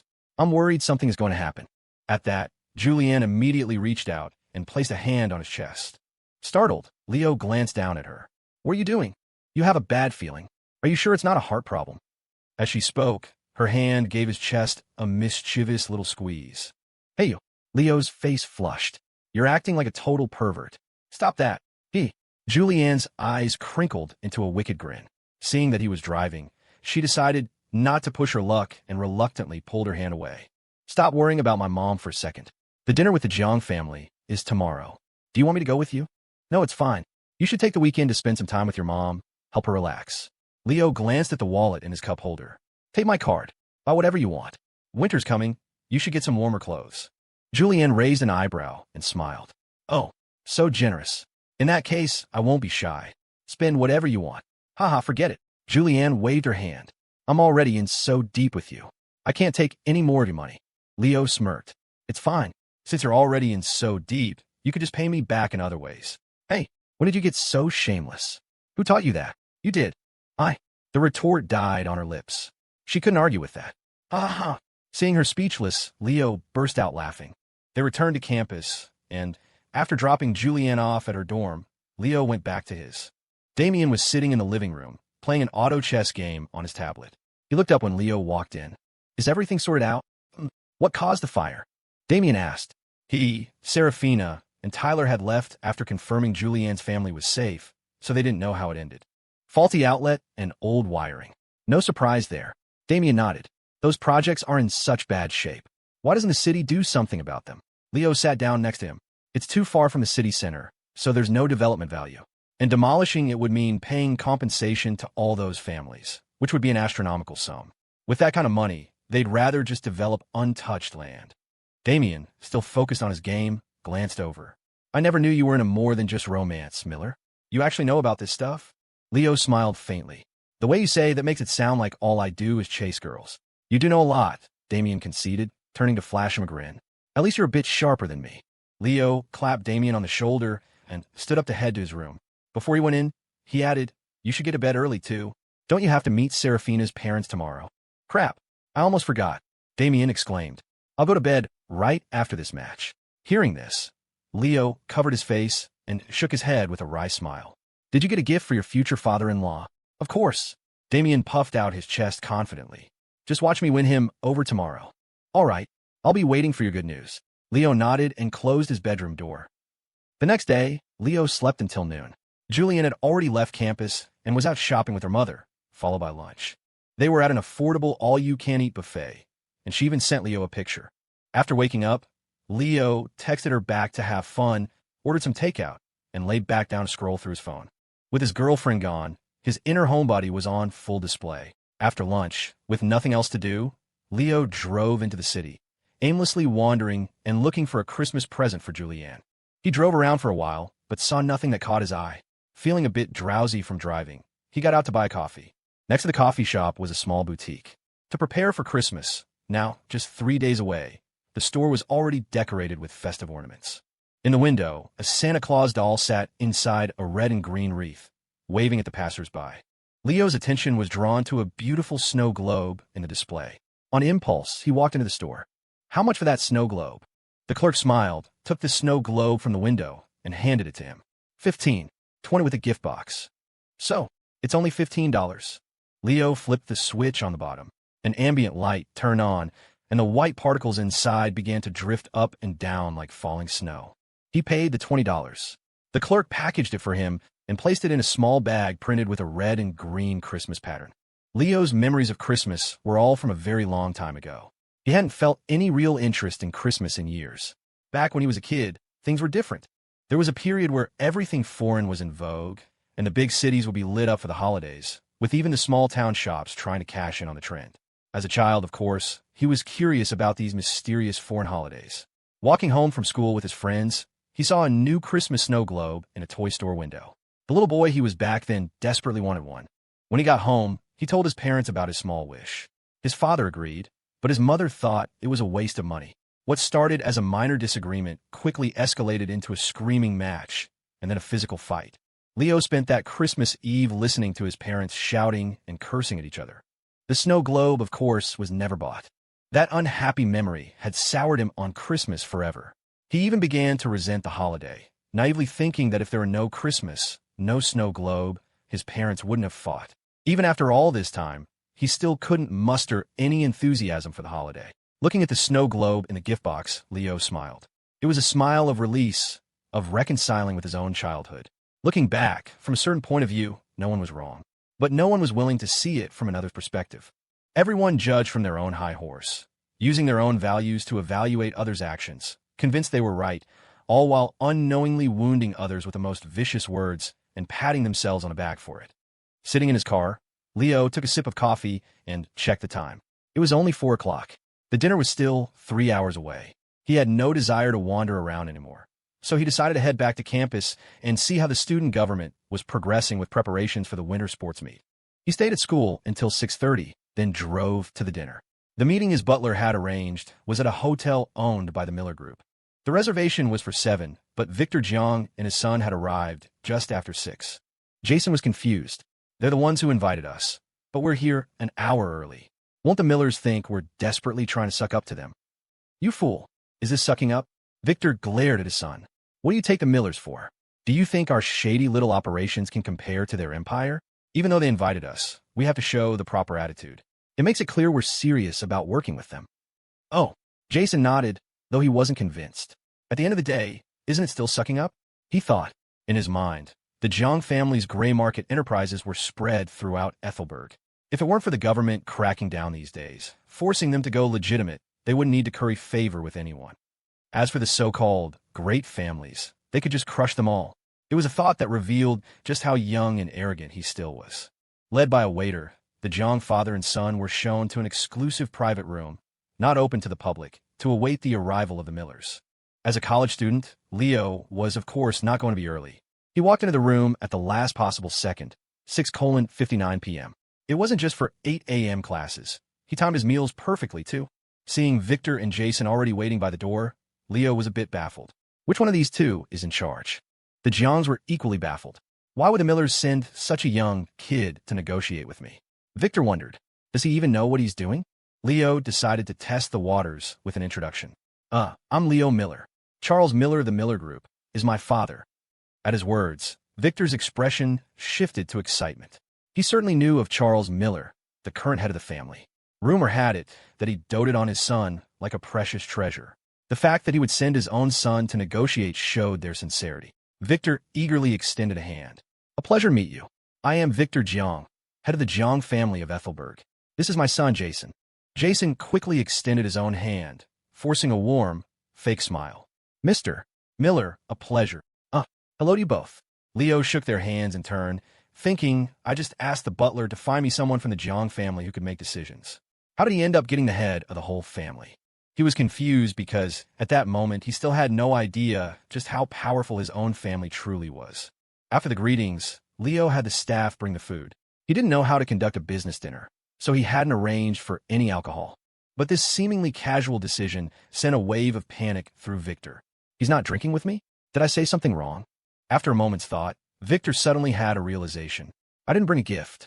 The Millers must think I'm not sincere." At this, Victor stood up, raising his glass of juice. "I've come unannounced and have been rude.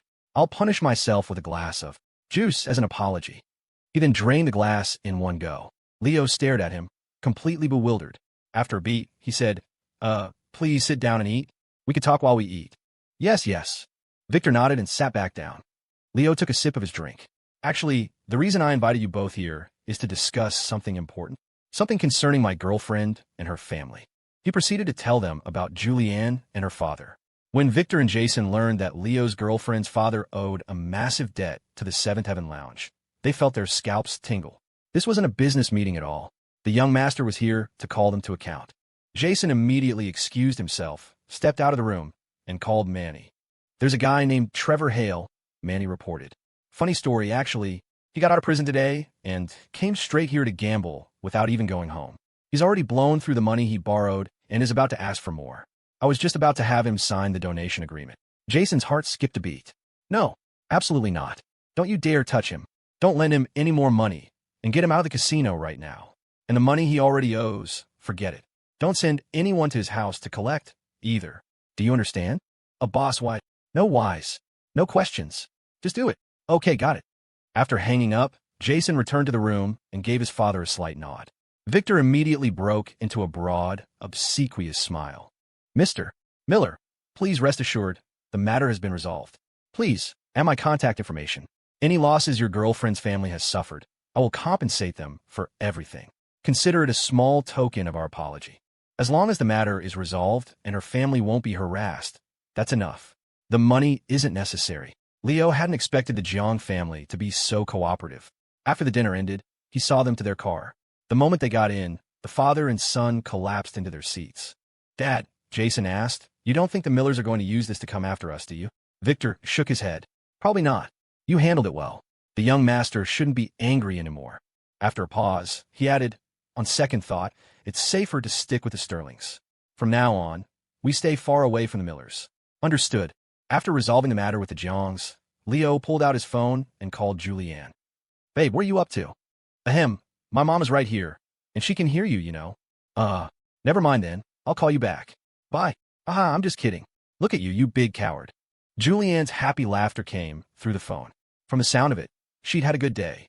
"Let me guess," she said. "You're calling me at this hour, which means the dinner with the Jangs is over. You know me so well. So how did it go?" "Surprisingly smooth. They said they won't pursue your father's debt anymore, and they apologize for harassing your family. They even offered to compensate you." "For real?" "Of course. They offered $10,000. They wrote a check. I can take you to cash it tomorrow." "Yeah, right. Don't even try to lie to me." "I'm not lying. I can show you the check." "Please. Who just gives away $10,000? Your lie is so obvious. You've been running around dealing with my family's problems. I should be paying you, and now you're trying to give me money." Leo was momentarily at a loss for words. Julianne continued, her voice soft. "Babe, thank you. You solved a huge problem for my family." Hearing her sweet, purring voice, Leo smiled. "So, how are you going to thank me?" On Christmas Eve tomorrow, I'll treat you to something special." "That's it. You can have me. For Christmas." Oh, her meaning was unmistakable, and Leo felt a surge of heat rush through him. He remembered the night he'd stayed at her place. No, he thought. This time, we're going to a hotel. Absolutely no one is going to interrupt me this time. "I got you a Christmas present, by the way," she continued. "Guess what it is?" I have no idea. You'll have to wait and see. Though he couldn't see her face, just the sound of her voice was enough to send his imagination running wild. Where are you guys now? Leo asked. Do you need me to pick you up? We just got back from shopping. We're home now. She paused. My mom and I are staying here tonight, so you could just head back to campus. All right. Well, be safe. Lock your doors and windows. Okay, you too. Drive safe. I will. After hanging up, Leo started driving back to the university. Even though the debt collectors were off their backs, he still planned to find a new place for Julianne and her mother. He had a premonition that something big was still coming, and the projects were no place to stay for long. His gaze fell on the gift-wrapped snow globe sitting on the passenger seat. Christmas. Christmas Eve. Christmas dread. Suddenly, he felt a sharp, twisting pain in his chest again. He quickly pulled the car over to the side of the road, got out, and took several deep breaths of the cold air. The pain subsided slightly. He leaned against the car door and looked up at the sky. It was pitch black, a thick layer of clouds completely obscuring the stars. A cold wind blew past, making him shiver. Then he saw them, tiny white flecks appearing in the beam of his headlights. Is that snow? It was snowing. The first snow of the year in Ethelberg City had begun to fall. It was beautiful. The blood stained the white snow dark red. Julianne Hale killed her own father. The night wind was bone-chilling, and she had no more worries. The words from his novel flashed in his mind. He remembered. Watching the snowflakes drift down, Leo finally remembered the crucial detail he had forgotten. He yanked open the car door, threw it into a U-turn, and sped off in the direction of Julianne's home. The tragedy was set to happen tonight. Tonight was the night Julianne would fully descend into darkness. He had to change it. Leo slammed his foot on the accelerator, racing down the empty streets. The world went silent, the only sound the frantic drumming of his own heart. The more agitated he got, the more the piercing pain in his chest intensified. He gripped the steering wheel with one hand, rubbing his chest with the other, praying the car could go faster, just a little bit faster. Mom, this is so good. Are you sure you don't want to bite? You eat it. I don't have much of an appetite. You're just trying to save it all for me, aren't you? Julianne picked up a drumstick from a box of fried chicken. There's so much. I can't possibly eat it all myself. We're doing better now. You don't have to be so frugal all the time. If you want something, just eat it. I'm doing fine at school, you know. Look, Leo's even fattened me up. She playfully stuck the drumstick in her mother's mouth. Oh, you silly child, Clara chuckled, taking the chicken from her daughter. I really don't have an appetite, she said, taking a bite. You think I'm just being polite? You haven't even eaten yet. Once you start, you'll get hungry. Julianne grinned at her mother. See? It's delicious, right? Leo and I found this place together. We marked it as our hidden gem. You probably don't know what that means. It's something we young people. Cough, cough. Ugh. As Julianne chattered on, Clara suddenly started coughing violently. After a few racking coughs, a trickle of blood appeared at the corner of her mouth. Mom, what's wrong? The sight of blood sent a jolt of terror through Julianne. She fumbled for some napkins and frantically wiped her mother's mouth, her voice shaking. Clara waved a hand dismissively. It's nothing. You're coughing up blood, and you say it's nothing? Come on, I'm taking you to the hospital. Julianne grabbed her mother's arm to pull her up, but as she opened the front door, the stench of alcohol hit her like a physical blow. Standing in the doorway was a drunk man. He had a shaved head, glistening under the hallway light, and was clutching a bottle of liquor. When he saw them, he shoved them roughly. Caught off guard, Julianne stumbled and fell to the floor. Behind her, Clara stumbled backward, crashing into the small dining table and collapsing in a heap. You goddamn bitch, the man snarled. You dare conspire with some other man to get me locked up? I'm gonna fucking kill you tonight. This man was none other than Trevor Hale. Kicked out of the casino by Manny with nowhere else to go, he had come home.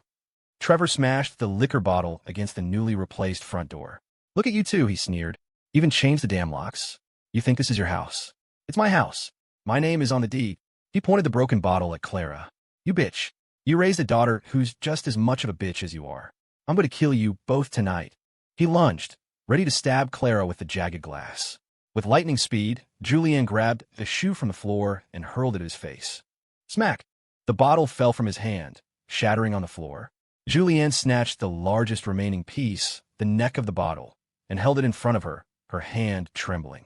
Her eyes, filled with a furious grief, locked onto Trevor. We don't want to stay in this house with you, she spat.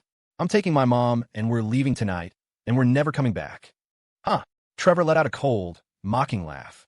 What? You've eaten my food, worn my clothes, lived in my house for all these years, and now that you've hooked some rich sucker, you think you could just dump me.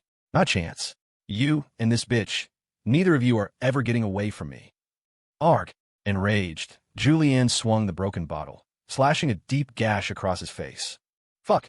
He lunged for the weapon, but Julianne fought back desperately, swinging the glass wildly and slicing his hands. Completely incensed, Trevor aimed a kick at her stomach. Seeing this, Clara threw herself at him, wrapping her arms around his leg. Get off me, you bitch, he roared, stomping on her stomach with his captive foot. Don't you touch my mother. Julianne shoved him. Already off balance, Trevor crashed to the floor. God damn you, you two bitches. Just wait till I get up, I'm gonna kill you both. Go ahead. Let's see who kills who first. Julianne dropped the glass and began wrestling with him on the floor. But a teenage girl's strength was no match for a grown man's. He quickly overpowered her, pinning her to the ground. Clara immediately grabbed both of his legs. Jules, run. Go get the police. The police? Not even God can help you today. Let go of me. I'm going to kill this little bastard. Trevor kicked violently at Clara. Watching her mother get hurt, a surge of adrenaline and rage flooded Julianne's system. Her gaze fell upon the sharp-tipped chef's knife in the kitchen.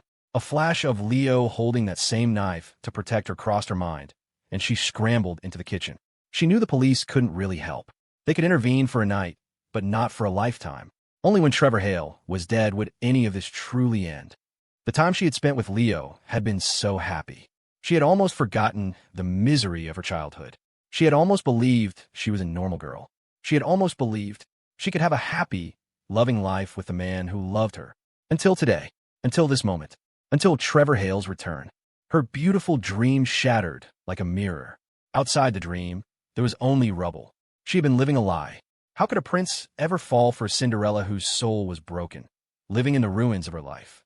The stark contrast sent her spirit plummeting into an abyss of despair. And it was all because of him. She hated this man with every fiber of her being. Tonight, she would end it. For herself and for her mother. Julianne raised the chef's knife and took a step toward Trevor. What? You gonna kill me with that thing? Huh? He let out a contemptuous laugh and pointed to his own neck, taunting her. Go on, do it. Kill me, and you and your bitch mother can rot in prison together. I'll haunt you even as a ghost. Goaded by his words, Julianne's mind snapped. Her eyes went bloodshot, and she quickened her pace, a crazed, high-pitched scream tearing from her throat. Seeing her daughter's frenzied state, Clara pleaded, Don't, Jules, don't do it. Mom, if I kill him, we'll be free. Clara shook her head desperately. No, you'll spend the rest of your life in prison. He's not worth it. But Julianne couldn't hear her anymore. 3 words echoed in her mind, a frantic, screaming chant. Kill him. Kill him. Kill him. She raised the knife, her eyes fixed on Trevor's neck, on the throbbing vein that seemed so fragile, so ready to burst. The instant before the blade fell, another voice broke through the chaos in her mind. It was Leo's voice. We will make something of ourselves. I was sent from heaven to help you. I'll take care of you. Until the day you become a great writer, I will always take care of you. Don't say that. Have confidence. You're the best, you know that. It's okay, I'll lend you my luck. For now on, we can watch lots of movies together. I'll always be with you. Clang. The knife fell to the floor. In the end, Julianne couldn't do it. She didn't want to go to jail. She wanted to see Leo again, to hold him, to curl up in his arms like a child. A torrent of complex emotions flooded her, her mind a chaotic mess. Her chest ached, as if her heart was about to shatter. Her throat hitched with choked sobs, and she stood there, trembling. Seeing her daughter drop the knife, Clara let out a sigh of relief. But in that moment of distraction, Trevor broke free. He scrambled to his feet, snatching the knife from the floor. He'd already drunk a whole bottle of liquor, and now, with the adrenaline, he was completely unhinged. He saw Julianne standing there, crying, and raised the knife, pointing it at her. Don't you touch her. Get off. Clara tried to intervene, but Trevor swung the knife wildly, slashing her arm. He raised the blade again, his face a mask of rage. You want to kill me, huh? Fine. None of us are getting out of here alive tonight. He lunged, bringing the knife down toward Julianne. Bang! Ack! Clatter! The knife fell to the floor. Trevor clutched his head and crumpled to his knees. A snow globe rolled to a stop at his feet, the glittery snow swirling inside. The Santa Claus figure still smiling cheerfully. Wow, it didn't even crack. Not bad for a $15 snow globe. Leo's voice, feigning casualness, came from the doorway. His clothes were dusted with snow, his nose slightly red from the cold. Seeing that the three people inside were all relatively unharmed, he let out a silent breath of relief, a genuine smile spreading across his face. He had made it in time. Julianne smiled too, because her Santa Claus had finally appeared. There's a shadow on the gastric mucosal epithelium. It's not a small one. The initial assessment points to a malignant tumor, what's commonly known as cancer. The condition is progressing, and at this stage, it's likely entered the intermediate phase. The intermediate phase, does that mean it's still treatable? My mom will be okay, right, doctor? Please calm down and listen. The prognosis for mid-stage cancer is still quite good. We need to run further tests to confirm the specific details before we can make a final judgment. Don't panic. If it is stomach cancer, then how do you treat it? If it's mid-stage, our primary approach is surgical resection, followed by chemotherapy to eliminate any remaining cancer cells and reduce the risk of recurrence. So please give us a little time. Julianne listened to the doctor's words and nodded numbly. After the doctor left, her legs gave out, and she collapsed into a chair. Seeing her so helpless, Leo stepped forward and pulled her into his arms. The moment he held her, Julianne broke down completely. Wah! Her wails echoed in the empty hallway, a raw release of every emotion she had suppressed for years. For 2 decades, she had endured so much pain, and her mother had endured even more. They were so close to seeing the light at the end of the tunnel, to finally starting a good life. And now, at this very moment, her mother was diagnosed with cancer. She was just so tired. So tired. Leo gently patted her back, soothing her wounded heart. In that moment, his own heart ached even more than hers, because no one could understand what she was feeling better than he could. The loss of a loved one was a unique kind of torment for Leo. The lonelier he felt, the deeper that torment burrowed into his soul, like a needle pricking at him relentlessly. It was its own kind of spiritual cancer, painful but not fatal. It didn't kill you, but it didn't let you live, either. Leo had locked himself in a prison of his own making, with no desire to escape.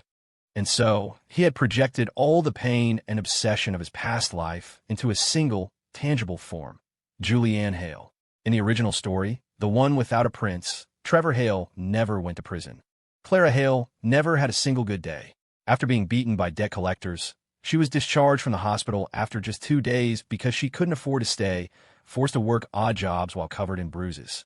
When she got home, she was abused by Trevor, and any money she managed to save for Julianne was stolen by him for gambling. From the constant exhaustion and starvation, the tumor in her stomach had already progressed to its final stage weeks ago. After being diagnosed with terminal cancer, she gave up on treatment. Julianne found the diagnosis by accident when she was home for the weekend. Utterly devastated, she was pushed over the edge when a drunk, gambling-addicted Trevor returned home and flew into a rage. In her despair, Julianne had grabbed the kitchen knife and plunged it into his neck. Blood splattered on the pristine white snow. Clara, already dying, took the blame for her daughter.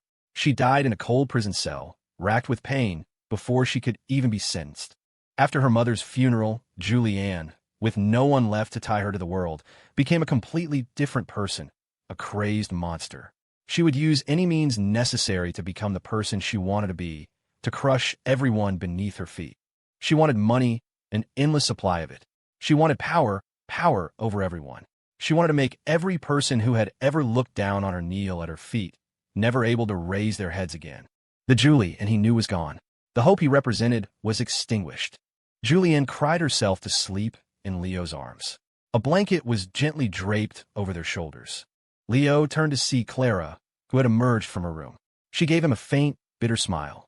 A person who had suffered for so long couldn't even manage a happy smile. Leo smiled back, just as bitterly, the tracks of his own tears still wet on his cheeks. "I'm not going to live much longer, am I?" Clara asked softly. "You heard, Auntie?" "Yes. To be honest, I had a feeling." Clara sighed. "For a long time now, my stomach. It hasn't felt right. It's just with money being so tight." "It's okay. I have money." The doctor said. "It's treatable." Tears welled in Leo's eyes, and his voice choked. It's going to be okay. Everything will be okay." "Oh, you poor child. Why are you crying too?" Clara gently reached up and wiped the tears from his eyes. In that instant, Leo's mind was thrown back to his childhood. He had smashed his piggy bank, carefully picking up every last coin from the floor, terrified of missing even a penny. He clutched the pitifully small amount of change and cried at his mother's bedside. "Mom, I have money. We could get you treatment. Please, we have to try. Everything will be okay." His mother, just like Clara now, had reached out and wiped the tears from his eyes. Looking into Clara's eyes, Leo felt a wave of disorientation. His heart ached, as if a million ants were devouring it from the inside. He felt like it was about to break. His trembling body woke Julianne. Seeing her mother standing behind them, she quickly wiped her own tears, stood up, and helped her mother back toward her room. "Mom, what are you doing out here? You need to lie down. You just had an endoscopy. You shouldn't be walking around." As Julianne helped her mother inside, Leo pulled himself together and took out his phone. "Give me the top gastric cancer specialists in the country. Tomorrow. No, tonight. I want them here tonight. Whatever it takes, whatever the cost, the surgery has to happen tonight. Right away, sir." Surgery in progress. The snow continued to fall outside as the light above the operating room door remained lit all night. Leo and Julianne sat in the waiting area, sleepless. Julianne told him stories from her childhood, things she had never told him before. In the early hours of the morning, she didn't even know what she was saying anymore, her mind a complete fog. Leo just patted her back, calming her. "When your mom gets better," he said, "after she's discharged, I'll have Trevor Hale come and sign the divorce papers. Then I'll buy you two a new house, and you can start a whole new life. Everything is going to be okay. It's only going to get better." Julianne looked at him, her eyes glazed over. "Really? Of course. Don't you trust me?" "I do. If you say it, I believe it." She buried her face in his chest. Leo gently stroked her back, his mind already working on how to deal with that bastard Trevor Hale. If he didn't need him alive for the divorce, he would have had him sent to meet his maker tonight. At 8 the next morning, after more than 10 hours of surgery, Clara was finally wheeled out of the operating room. The doctor said the surgery was a success. The tumor had been completely removed, and now all she needed was rest and medication to slowly recover. She finally woke up around 11. After talking with her for a few minutes, Leo arranged for a private nurse to take care of her. Having been up all night, the two of them decided to get something to eat and then rest in the hospital room, where they could also keep Clara company. Leo had already called his academic advisor, Mr. Chase, to get them both excused from class for the day.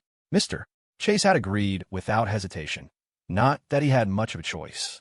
Leo smiled at Julianne. "Feeling better now?" "Yeah." A rare, genuine smile spread across her face. "I feel so light, like a huge weight has been lifted off my shoulders. I feel like I could fly." "Ha, that's a new one. What are you laughing at? You have no idea how I feel right now. It's like pure liberation. It's the best feeling in the world." She reached out and pinched his cheek. "What was that for?" "I just realized how cute you are." Julianne's eyes crinkled as she looked at him. "Come here, let me kiss you." Without giving him a chance to refuse, she grabbed his face and planted a loud, firm kiss on his lips. "Phew," she said with satisfaction. "Much better." Leo touched his lips, a look of amused exasperation on his face. "You're acting like a wolf who just cornered a sheep, and that smile is seriously deviant. Lily, I'm telling you, in my entire 20 years, I have never, ever felt happier than I do right now. I love you so much. I can't even imagine what I would have done without you. I love you to death." She put her hands on her hips, turned to him, and grinned, a goofy, adorable smile that was utterly infectious. Feeling just as happy, Leo was charmed by her smile. He cupped her face and planted a big kiss on her cheek, then another right on the heart-shaped mole beneath her eye. Julianne didn't pull away. She just hugged him tightly, closing her eyes and letting him kiss her. Okay, that's enough," she whispered, gently patting his back. We're in public." She leaned in closer. "Wait for Christmas Eve. I have a little surprise for you." Leo held her by the shoulders and looked into her eyes. "What kind of surprise?" I'm not telling you." She raised an eyebrow, her foxy eyes glinting with a playful, seductive spark that nearly stole his soul. After grabbing a bite to eat, they went straight back to the hospital's VIP room.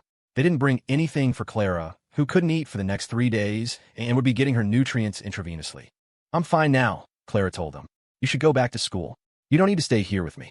Before Julianne could protest, Leo spoke up. "It's okay, Annie. We took 2 days off. We're not going anywhere. We'll stay here with you." Clara looked embarrassed. "Oh, I'm so much trouble for you, making you spend all this money and run around like this." "Annie, don't say that," Leo said, standing up. "You're Jules's mother, which means you're my mother too. We're all family. There's no need to draw lines." Leo looked at Clara, who was already looking much better in her hospital bed, then at Julianne, and smiled with deep satisfaction. From this day forward, Julianne and her family would finally have a good life. Wait, he thought, if Julianne's family is going to have a good life, does that mean my mission to save the villainess is over? As the thought crossed his mind, he felt a sharp, stabbing pain in his chest. I'm just going to step out for some air. He stood up, swaying slightly. Julianne looked at him with concern. What's wrong? Are you not feeling well? No, I'm fine.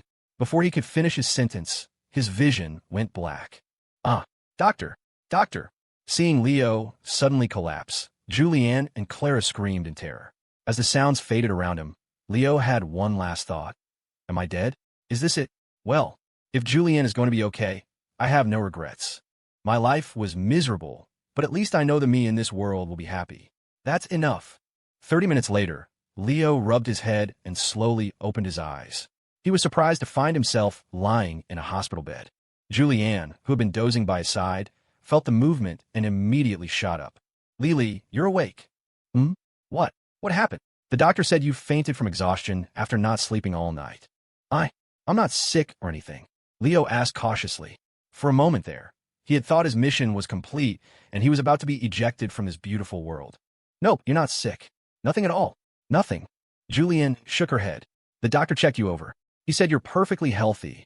All your organs are functioning normally. Where am I? The room next to my mom's. It was an emergency, so they just brought you here. Oh, Leo nodded. Well, you should go take care of your mom. Don't worry about me. No way. Come on, the doctor said it was just exhaustion. I'm fine, it's not a big deal. Stop arguing and go. Your mom just had major surgery. She needs you more. With that, Leo practically pushed her out of the room. After Julianne had left, Leo called the doctor back in. Doctor, he said, my chest has been hurting a lot lately. It's like a sharp, crushing pain like my heart is going to break. Are you sure there's nothing wrong with me? Well, based on the initial tests, we didn't find any signs of coronary artery disease or anything similar. The doctor examined him again. You don't look like someone with a heart condition. Do you want to run some more comprehensive tests? Yes, let's do that.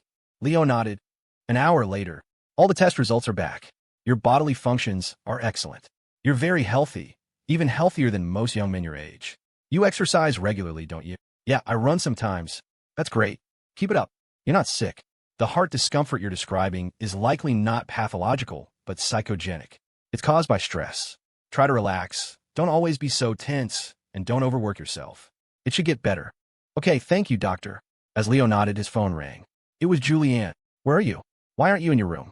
You already fainted once, and now you're wandering around. I'm on my way back. Leo quickly hung up, said goodbye to the doctor, and hurried back toward his room. From your mother's current condition, it looks like there are no major issues. We'll keep her for a few more days of observation, run some standard tests, and once all her levels are stable, she can be discharged. Okay, thank you, doctor. Julianne listened carefully and nodded. Don't thank me, it's my job. You should really be thanking your boyfriend. The fact that he was able to bring in so many of the country's top surgical specialists for this operation is truly impressive. The doctors at our hospital learned a lot from this surgery. After speaking, the attending physician smiled at Leo. Leo just smiled back faintly. He didn't know much about these things, so he had no idea just how renowned the team he had summoned that night was in the medical world. Julianne, however, heard the doctor's words and turned to look at Leo, her eyes shining with little stars of adoration. I'm on duty today, so if you need anything, just call me, the doctor said before leaving the room. After he left, Clara said to them, You two shouldn't skip class today. Go back to school. I can move around on my own now. I'll be fine here by myself. Julianne glanced at Leo. Maybe you should go back, Leo. I can stay here and take care of my mom. You go too, Clara insisted, waving a hand. Listen to me, both of you go back. Leo thought for a moment. Well, Annie, I can arrange for a couple more nurses for you. No. Clara waved her hand again, pointing to the nurse waiting outside the door. Lucy is very diligent and responsible. Having her here is more than enough. Both of you go back to school. Well, Leo didn't know what else to say and looked at Julianne. After a long pause, Julianne finally said, Okay, fine. We'll go back to school. But if you need anything, you have to call me right away, you hear? Clara nodded with an amused smile. I know. Do you think your mother is a child? Now go. Urged on by Clara, they finally left the room. Leo stopped to speak to the nurse. Lucy, do a good job, and there's a bonus in it for you. He pulled out his wallet and handed her $200. The nurse nodded eagerly. Yes, thank you, sir. Bosses who casually handed out $200 tips weren't common, and this wasn't the first time he'd done it. Money in hand, the nurse felt a renewed sense of motivation. As they took the elevator down, Julianne asked worriedly, Are you sure it's a good idea to give her so much? If she knows you're that rich, what if she tries to manipulate my mom when we're not here? or gives her a hard time. Silly girl. That's not going to happen. Leo smiled and patted her head. If you want the horse to run, you have to feed it. She's just doing a job. The more you pay, the harder someone works. If you want her to be diligent, you have to give her a reason. Besides, in the face of absolute power, all that petty stuff is meaningless. She wouldn't dare mess with your mother, don't worry. Oh, they got in the car and left the hospital, heading back to campus. Tomorrow was Christmas, and today was Christmas Eve. The main commercial streets in the city were already decorated, and with the snow that had been falling for 3 days, the festive atmosphere was even stronger. On the drive back, Julianne just stared out the window. With her burdens lifted, she felt light and carefree. The world outside seemed beautiful, and even Christmas, a holiday she normally disliked, now seemed lovely. It was true what they said. Your mood really does affect how you see the world. After returning to campus, they went straight to class. When their morning lecture ended, they had a quick lunch in the cafeteria and then went back to the dorm.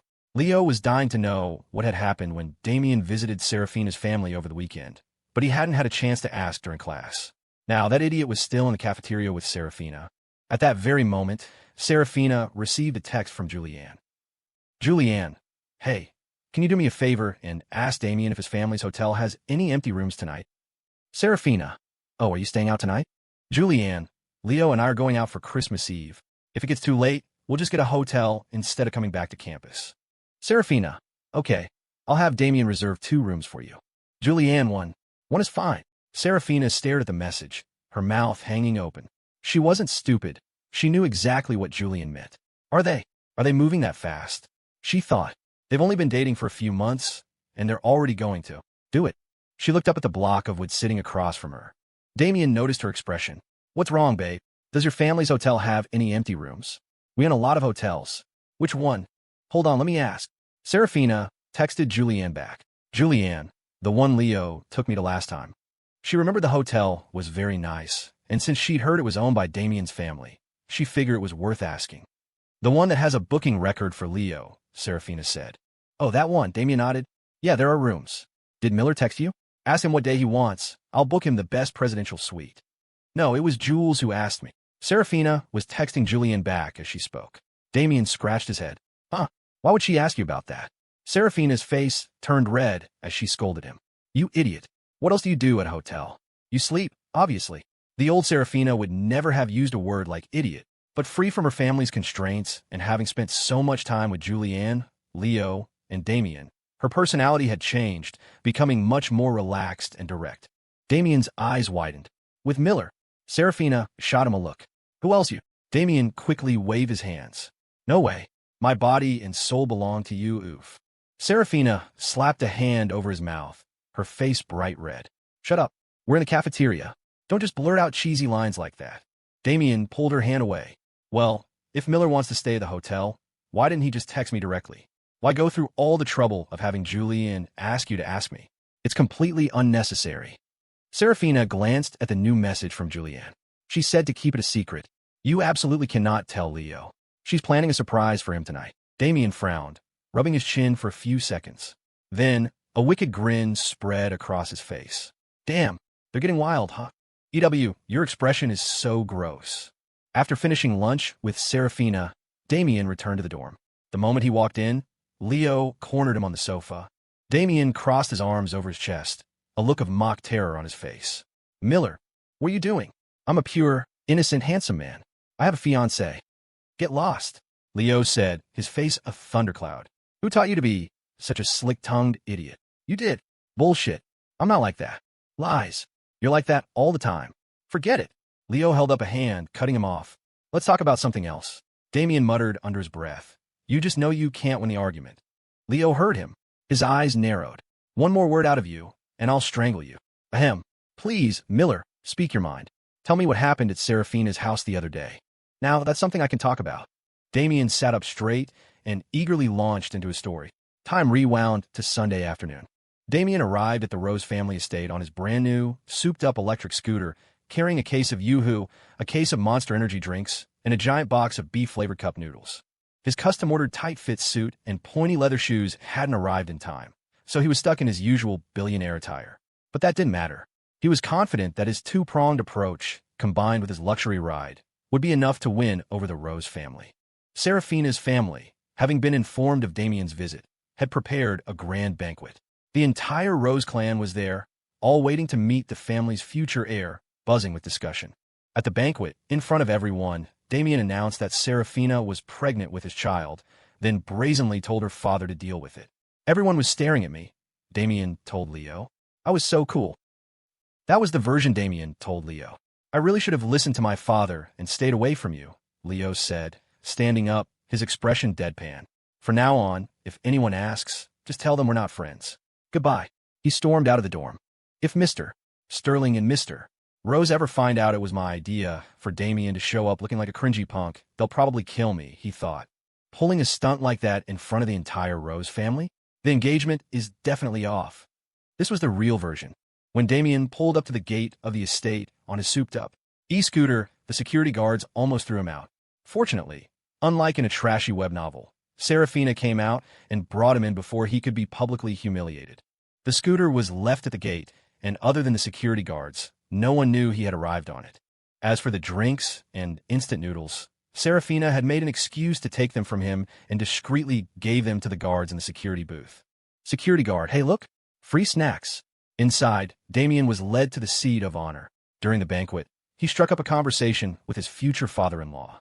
Uncle, Damien said, to be honest, I have some bad news for you. What bad news? Serafina is pregnant with my child. When Serafina's father, Mr. Rose, heard this, a grin spread across his face so wide it nearly split his head in two. How's that bad news? That's fantastic news. Mr. Rose grabbed both of their hands. This is a double blessing for the Rose family. Ha ha ha. What are you talking about? Serafina shot Damien a glare, then quickly tried to explain to her father. No, Dad, I'm not pregnant. We haven't even. Her father silenced her with a sharp look. Not another word, he whispered to her. Whether you are now or not, you will be in the future. I just secure my position as head of this family, and I need some great news like this to keep certain ambitious people in line. Just play along. Oh, okay. Serafina nodded. Damien had no idea what they were whispering about, but seeing his future father-in-law laughing so heartily, he knew he had succeeded. That AI is actually pretty amazing, he thought. Its advice seemed crazy, but it actually worked. And so, Damien had, by complete accident, thoroughly charmed his father-in-law. Meanwhile, at a table in the lower left corner of the room, a mother and son were whispering to each other. Mom, Serafina is pregnant with a Sterling. What do we do now? Do we still have a chance? Don't worry. Her father doesn't have a son. His position isn't stable. Back to the present. Back to the present. After being thoroughly exasperated by Damien, Leo left the dorm and drove to the police station. He wanted to ask about the legalities concerning Trevor Hale, and he also wanted to talk to Logan. Mr. Hale's prison record was unremarkable, a police officer explained. In a situation like the one you described, you can provide evidence of domestic abuse and file for divorce directly. Whether it's a criminal or civil matter depends on the severity of the abuse and its consequences. The officer patiently answered all of Leo's questions. Okay, I understand. Leo nodded gratefully. By the way, is Chief Logan here? I'd like to see him. Hearing his question, the officer's head drooped. Chief Logan. He's dead. What? The words hit Leo like a physical blow. He was stunned. What? What did you say? Logan is dead? How? How could he be? He's not. He's... Leo was suddenly incoherent. Logan was the first person he had met in this world, the only one who knew his true identity. He was the only person Leo could speak a single honest word to, and now he was dead. He had called himself the continuity officer of the book world. How could a character who was a bug in the system, who existed outside the rules, just die? Leo couldn't wrap his head around it. Sir, please calm down. We were all devastated by Chief Logan's death, but it's true. He was killed last month during a cross-province arrest. The officer pulled out his phone and showed Leo pictures from the funeral. Seeing the photos and videos, Leo felt the sharp pain in his chest return. He clutched his chest, gasping for breath, and sank into a chair. After a long time, he staggered out of the police station, completely lost. He had barely taken a few steps when the same officer came running after him. You're Leo Miller, correct? Yes, that's me. Leo nodded. What is it? Do you need to see my ID? No. The officer waved his hand and handed Leo an envelope. The chief left instructions before he passed. He said if a Mr. Leo Miller ever came looking for him, to give this letter to you. Leo took the letter, nodded, and said weakly, thank you. The officer watched him go, then returned inside. Did you give him the letter? Yeah. Chief Logan, don't you think this joke is a little much? He really seemed to believe it. Serve him right. Who told him to only listen to half a conversation? He only remembers me when he's in trouble. I'm not helping him. Back in his car, Leo opened the letter from Logan. There were only 2 lines written on the page. Leo Miller, you need to think carefully about what kind of life you truly want. You can't change the past, but the future is yours to write. Volume 2. What kind of life do you want? And, during their afternoon class, Julianne brought up Leo's midday disappearance. You weren't on campus at lunch, were you? I wasn't tired, so I just went out for a walk. You didn't happen to be secretly buying me a Christmas present, did you? Julianne propped her chin on her hand, tilting her head to look at him. Yeah, that's it, Leo said, going along with her. I want to get you a Christmas gift, but I looked around for a while and couldn't find anything good, so I came back. Uh-huh. Julianne raised an eyebrow. How come you admitted it so fast today? Usually, you keep your secrets from me for ages.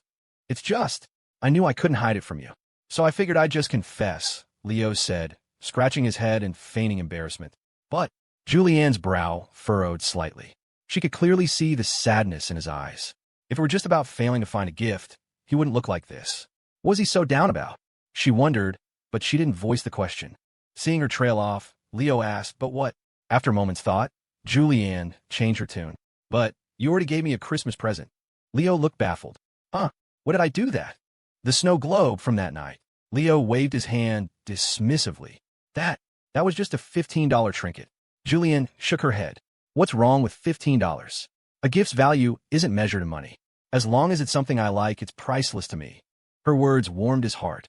Well, if you say so, he said, half joking, does that mean I really don't have to get you anything for Christmas tomorrow? Julianne tilted her head, a playful glint in her eyes. You got it, Mr. Miller. After class, Leo headed over to the Student Activity Center. Due to popular demand, the SACE was hosting a Winter Wonderland festival for the next 2 nights. It was basically a Christmas event, but the university preferred to keep things secular to avoid any unnecessary drama. The entrance to the SACE was beautifully decorated, with a large snowman greeting everyone at the door. Inside, the heat was on full blast, and all the Campus Commons brand shops were open for business, staffed by students apart from the managers. Walking into the campus coffee shop, Leo tapped his card and told the barista to put $1,000 on his tab for the entire Student Government Association. On his way out, he grabbed 4 boba teas to go. Tyler Yu, who was helping out at the second-floor bookstore, heard Leo had arrived and immediately dropped what he was doing to run down and greet him. But Leo was already gone.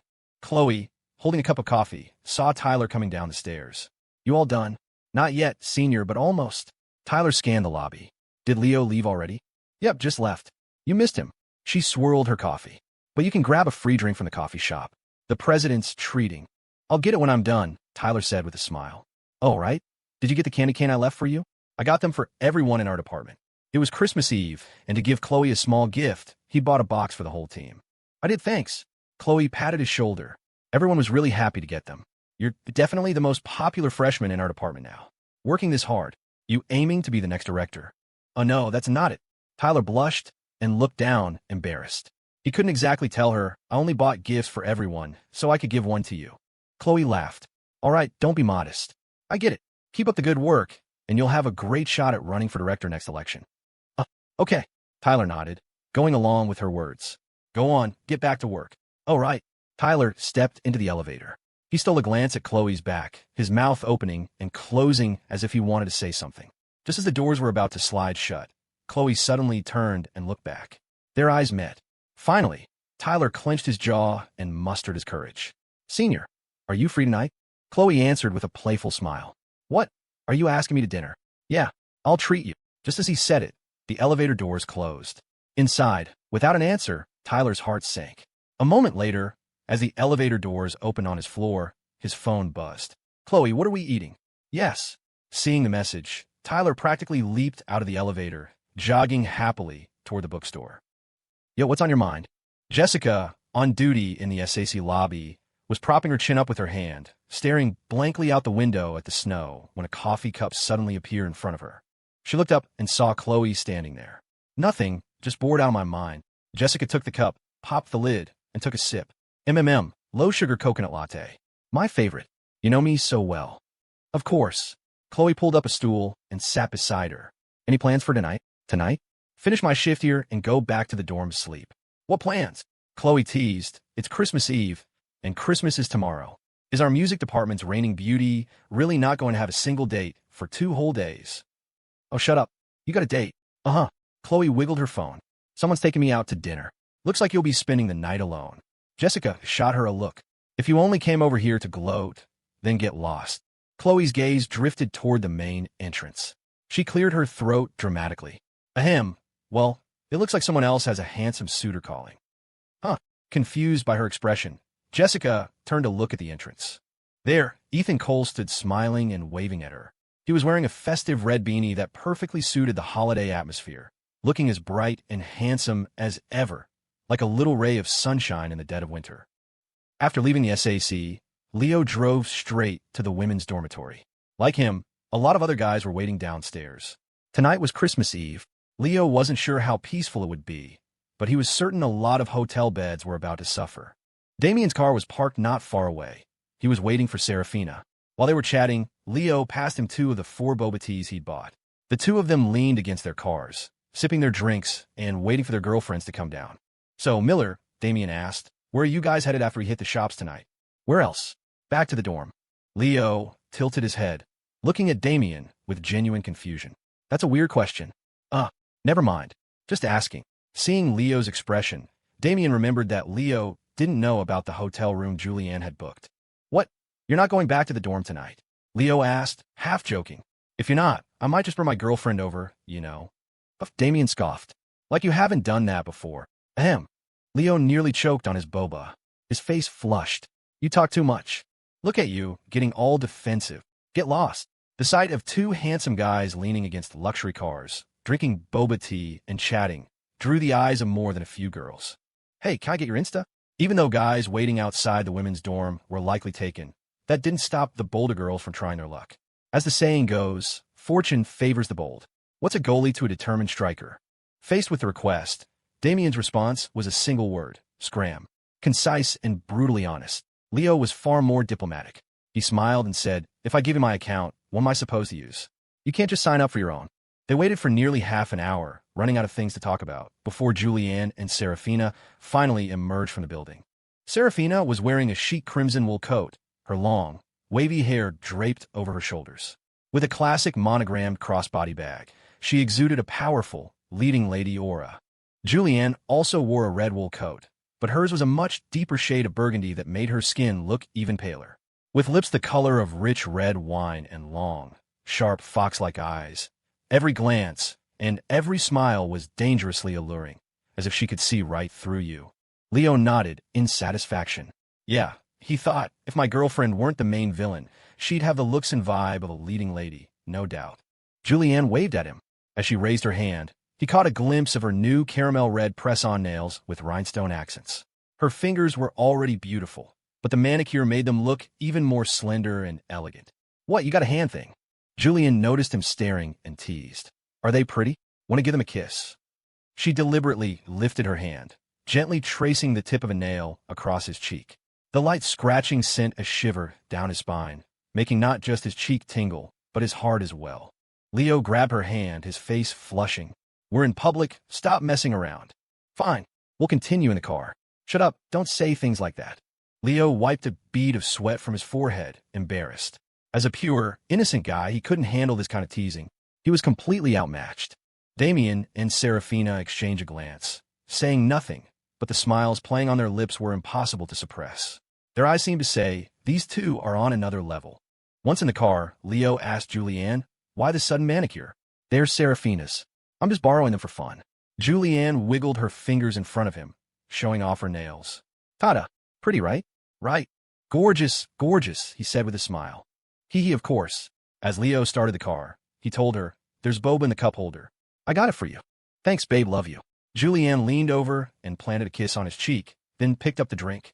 She took a sip and started humming happily along to Demi Lovato's Confident, which was playing on the stereo. Maybe you've seen some things that you can't unsee. Just let us forget the past. How sad it was. We are phoenixes burning bright, born from the ashes, a new heartbeat. It was clear Julianne had been in a good mood lately. No, a great mood. Damien and Leo drove their cars one after the other, leaving the university behind and heading to a high-end shopping district. The entire street was sterling family property. Damon had been worried it wouldn't snow for Christmas and had 100 snow machines on standby to create a romantic atmosphere for Serafina, but they weren't needed now. A light, steady snow had been falling over Ethelberg City since the weekend. The two guys accompanied their girlfriends as they took pictures, shopped, took more pictures, ate dinner, shopped some more, and took even more pictures. They kept it up until past 8 o'clock, when Damon and Serafina suddenly made an excuse and left. Leo figured they were off to have some private time, which was fine by him. Now he and Julianne could have their own. "Hey, didn't you say you had a surprise for me tonight for Christmas Eve?" Leo asked, as if just remembering. He turned to Julianne, curious. "So, where is it?" "The surprise is in my bag," Julianne said with a slight curl of her lips, patting her handbag. Leo leaned in closer. "Let me see. What kind of treasure is it?" "Hey." Julianne pushed his face away, a mischievous smile on her face. "A surprise can't just be revealed on the street. Come on, I'll take you somewhere nice." "What kind of place?" "You'll know when we get there." Leo drove, following the navigation on Julianne's phone, until they arrived at, "Isn't this Damien's family's hotel?" Leo had brought Julianne here once before, so the place was memorable. "What are you bringing me here for?" Julianne pressed a finger to his lips. Don't ask." With that, she pulled him into the hotel. "Reservation for Julianne Hale." "Of course, Ms. Hale." Because Damon had instructed the staff to give Julianne special treatment, the receptionist at the front desk didn't dare to be slow. Hearing the VIP's name, she quickly handed Julianne a key card. A bellhop immediately escorted them to their room. Damon had arranged a private suite for her, as luxurious as a penthouse apartment. It was a room not available to the public. You couldn't book it even if you had the money. The room had been exquisitely decorated. The bed was covered in rose petals, the air filled with an alluring fragrance, and the lighting was soft and dim. "So where's the surprise?" "The surprise," Julianne gave him a wicked grin, "is right here." From her bag, she pulled out a long, colorful ribbon and a box of Trojan Magnums. "Wait, what are you planning?" "Getting down to business." Julianne pushed Leo into the bathroom. "Get in there and wash up before you come out." Leo suddenly realized something was wrong. This was the classic routine guys used to trick girls into a hotel, but the roles were completely reversed. Still, he had to admit, he was definitely a little excited. Leo practically sprinted through his shower. When he stepped out of the bathroom, he was met with a sight that made his blood boil. The colorful ribbon Julianne had brought was her outfit. She had literally turned herself into his present. Seeing this, how could Leo possibly hold back? He pounced like a starving wolf. "Hey, you're on my hair." The following content is for mature audiences only and cannot be displayed on a free-to-read website. Please use your imagination. To describe it in 8 words, a topsy-turvy night of passion, utterly sleepless. As the saying goes, it was Christmas Eve. Leo wasn't sure how peaceful it was, but the hotel bed definitely suffered. The next morning at 10, Leo was woken up by the alarm on Julianne's phone. He rubbed his tired, aching eyes and fumbled to turn it off. After silencing the alarm, Leo sat up in bed and looked around. The room was a complete disaster zone, as if it had been ransacked. He glanced at Julianne, lying beside him. She was sleeping soundly, a slight smile on her lips and a faint blush on her cheeks. She looked adorable. He smiled tenderly at her and leaned down to plant a soft kiss on her cheek. The kiss was enough to wake her. She rubbed her drowsy eyes and mumbled instinctively, "Let me squeeze it again." Hearing her words, Leo reflexively covered his groin in terror. "Wait, we're going again?" Julianne just grinned. "Oh, are you scared?" Leo pulled the covers up around himself. "Another round will literally kill me. Mr. Stamina." Although Julianne was just as exhausted, that didn't stop her from teasing him. "Oh, you dare mock me? You're done for." Leo dove under the covers. "Ha ha ha, I'm sorry, I was just kidding." They barely made it to their last 2 classes of the morning, slipping into the lecture hall just as it started. Damon, who was chatting with Serafina, glanced over at Leo and did a double take. "Holy hell, Miller, what happened to you? The dark circles are insane. You look terrible." "Sure." Leo put a finger to his lips, then rubbed his sore eyes, which ached from the all-nighter. "Just call me Leo 13 times Miller." "What the? Wait, you? Huh?" It took a second for it to click, but when it did, Damon shot up from his chair. 13 times in one night? How have you not been turned into a human raisin? Your constitution is insane." Damon clapped him on the shoulder. The force of it nearly sent Leo to the floor. Leo steadied himself on the desk. "Easy there. I feel so light right now, An ant could probably body slam me. Serafina hadn't yet grasped what they were talking about. Seeing Leo's exhausted state and then Julianne's vibrant energy, she asked Julianne curiously, "Did you suck out his life force?" Something like that," Julianne answered vaguely, supporting herself on the desk as she slowly sat down next to Serafina. Seeing her odd movement, Serafina asked, puzzled, "Is your butt sore?" Something like that," Julianne mumbled again. Now Serafina was even more confused. It took a full 30 seconds before it dawned on her. She gasped, covering her mouth. "Last night, you two didn't sleep at all, did you?" Julianne's face turned red, and she couldn't quite meet Serafina's eyes. Something like that." "Whoa, so what does 13 times mean?" Serafina's eyes went wide. "Don't tell me." "Wow, MMPH." Before she could finish, Julianne clapped a hand over her mouth. "Quiet. We're in class." Serafina glanced at Leo, talking with her boyfriend, then leaned in close to Julianne and whispered, "So, what was it like? The first time?" Julianne blurted out without thinking, "Painful." Meanwhile, Damon was whispering to Leo, "Miller, first time? Anything I should know?" Leo replied, "Pace yourself. Too many rounds will mess you up." Damien squinted, studying Leo. "Damn, you look this wiped out, and you're still celebrating Christmas today?" Leo clutched his lower back. "Celebrate my ass. Another celebration and I'll be dead."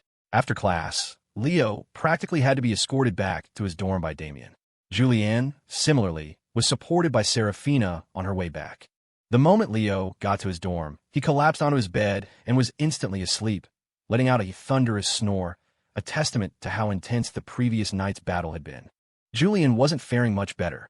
She lay in bed, fiddled with her phone for a few minutes, and then silently drifted off, sleeping like a log.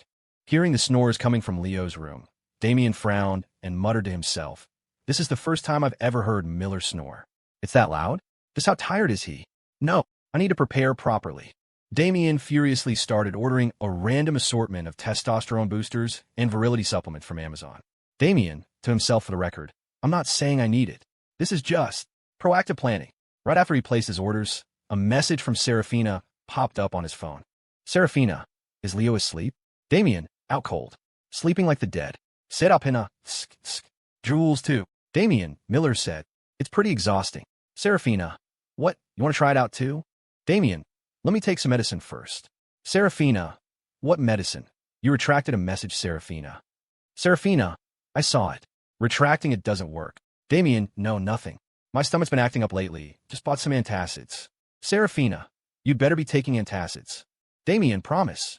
A nap did wonders for Leo's spirit. By his afternoon class, the blackboard no longer looked blurry.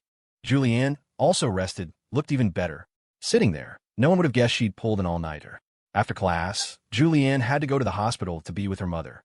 Leo offered to drive her, but she refused. "Don't you have stuff to deal with at the SACE for Christmas? Go handle your SGA business. I could just take the bus by myself." Leo quickly waved his hand. "It's fine. SGA business isn't as important as you. I'll take you to the hospital first." "Hey, I said it's fine. The hospital isn't even that far from campus. I can go myself." Julianne pinched Leo's cheek. "I'm not a little kid. Are you worried I'll get lost on the bus?" Leo smiled. "I am. You're just a kid in my eyes. You my girl. EW so cheesy." Julianne playfully slapped his arm. "All right, go on and get to your business. I'm taking the bus. Then I'll at least drive you to the campus gate." "Okay, fine."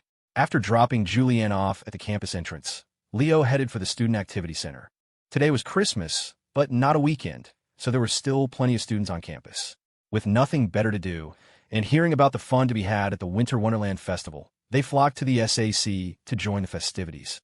The SAC was far more crowded tonight than it had been on Christmas Eve. When Leo arrived, a line had already formed at the entrance. He could have gone in through the back, but since he had nothing better to do, he decided to wait in line with everyone else. After a few minutes, Leo noticed the line behind him was growing longer, but the line itself wasn't moving. He frowned. He was about to text Jessica and the others to ask what was going on when a commotion erupted at the entrance. "What's the rush? Waiting a little longer won't kill you. If you don't want to wait in line, then don't come." The voice sounded familiar. Leo glanced toward the door and saw who was blocking the way. It was none other than Wyatt Vance from the SGA. The kid had opposed Leo in an SGA meeting before. After Leo had promoted him to temporary vice president, he'd been quiet. Leo had thought the kid had learned his lesson, but apparently he was back to his old tricks. Leo immediately pulled out his phone and messaged Jessica. Is Wyatt Vance at the SAC today? A moment later, she replied, he said since you're not here, he's the highest-ranking officer as VP. He's insisting we listen to him and set up some kind of flow control at the door. You have to scan a code and register to get in. Leo, scan a code? Jessica, yeah, and the code is a referral link. He gets a commission for every person who signs up for some app. People are already getting pissed. You want to come check it out, Mr. President? Leo, I'm already at the door. Jessica, huh? After reading the messages, Leo's face darkened. He had given Wyatt the temporary VP position to mess with him, but he'd been so busy lately that he hadn't had time to deal with him. And now the kid was actually acting like he was the real vice president.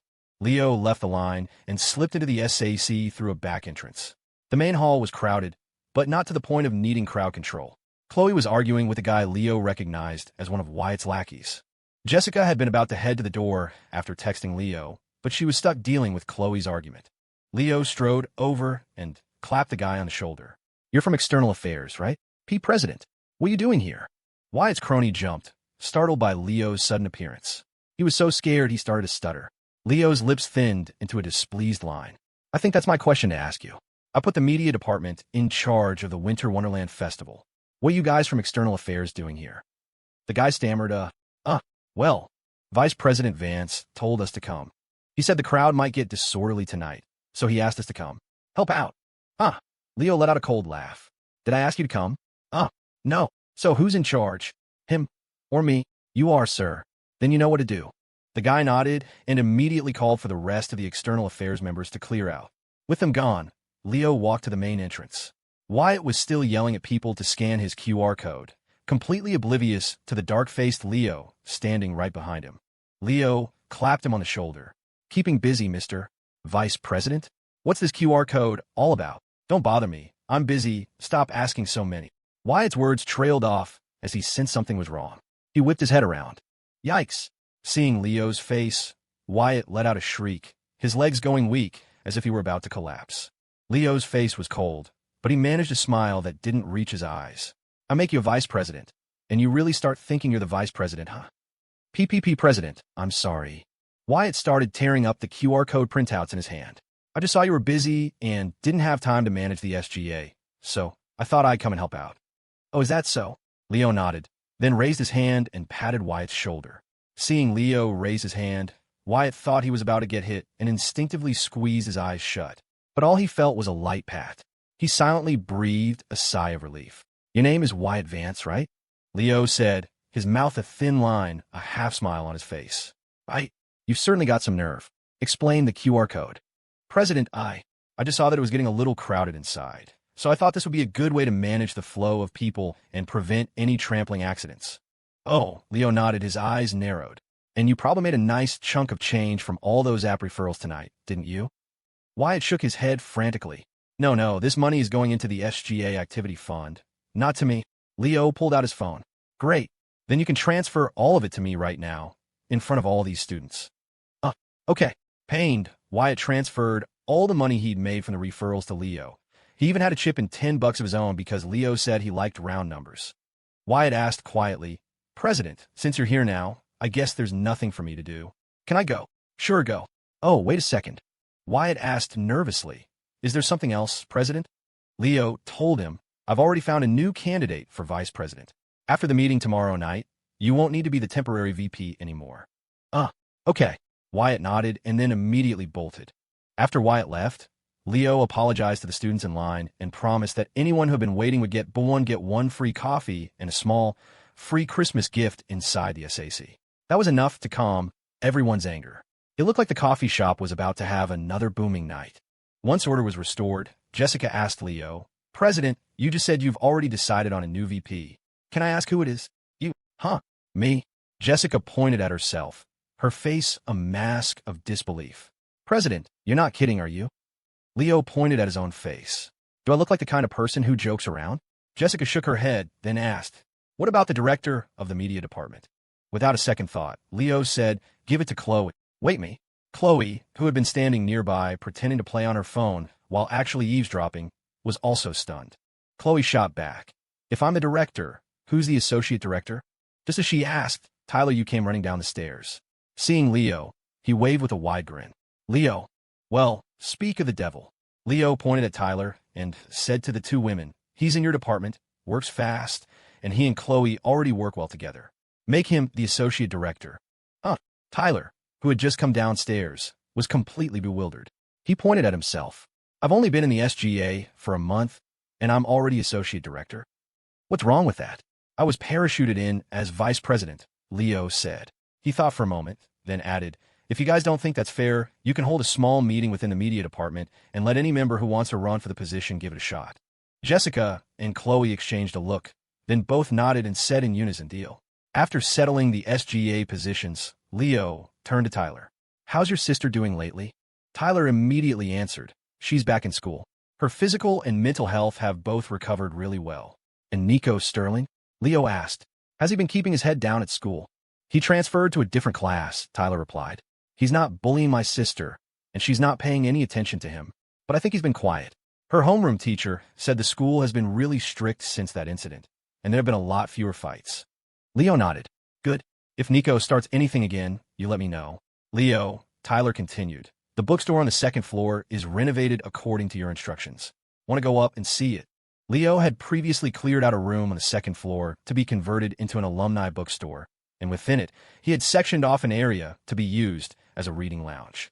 It was called a lounge, but it was actually made up of 4 small, soundproof pods. He had a personal motive for creating it, to give Julianne a convenient place to write. Julianne usually wrote in the library, but the sound of her keyboard was noisy and could disturb others. She always had to find a corner seat, and sometimes, if she arrived late, she couldn't find a quiet spot at all and had to go somewhere else.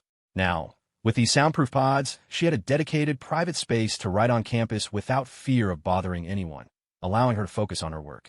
Of course, the pods were just a temporary solution. He still needed to find time to take her house hunting. I want to check out the bookstore today, Leo said, waving a hand. I have to talk to the guys from the athletics department about the sports meet in a bit. No time to go up.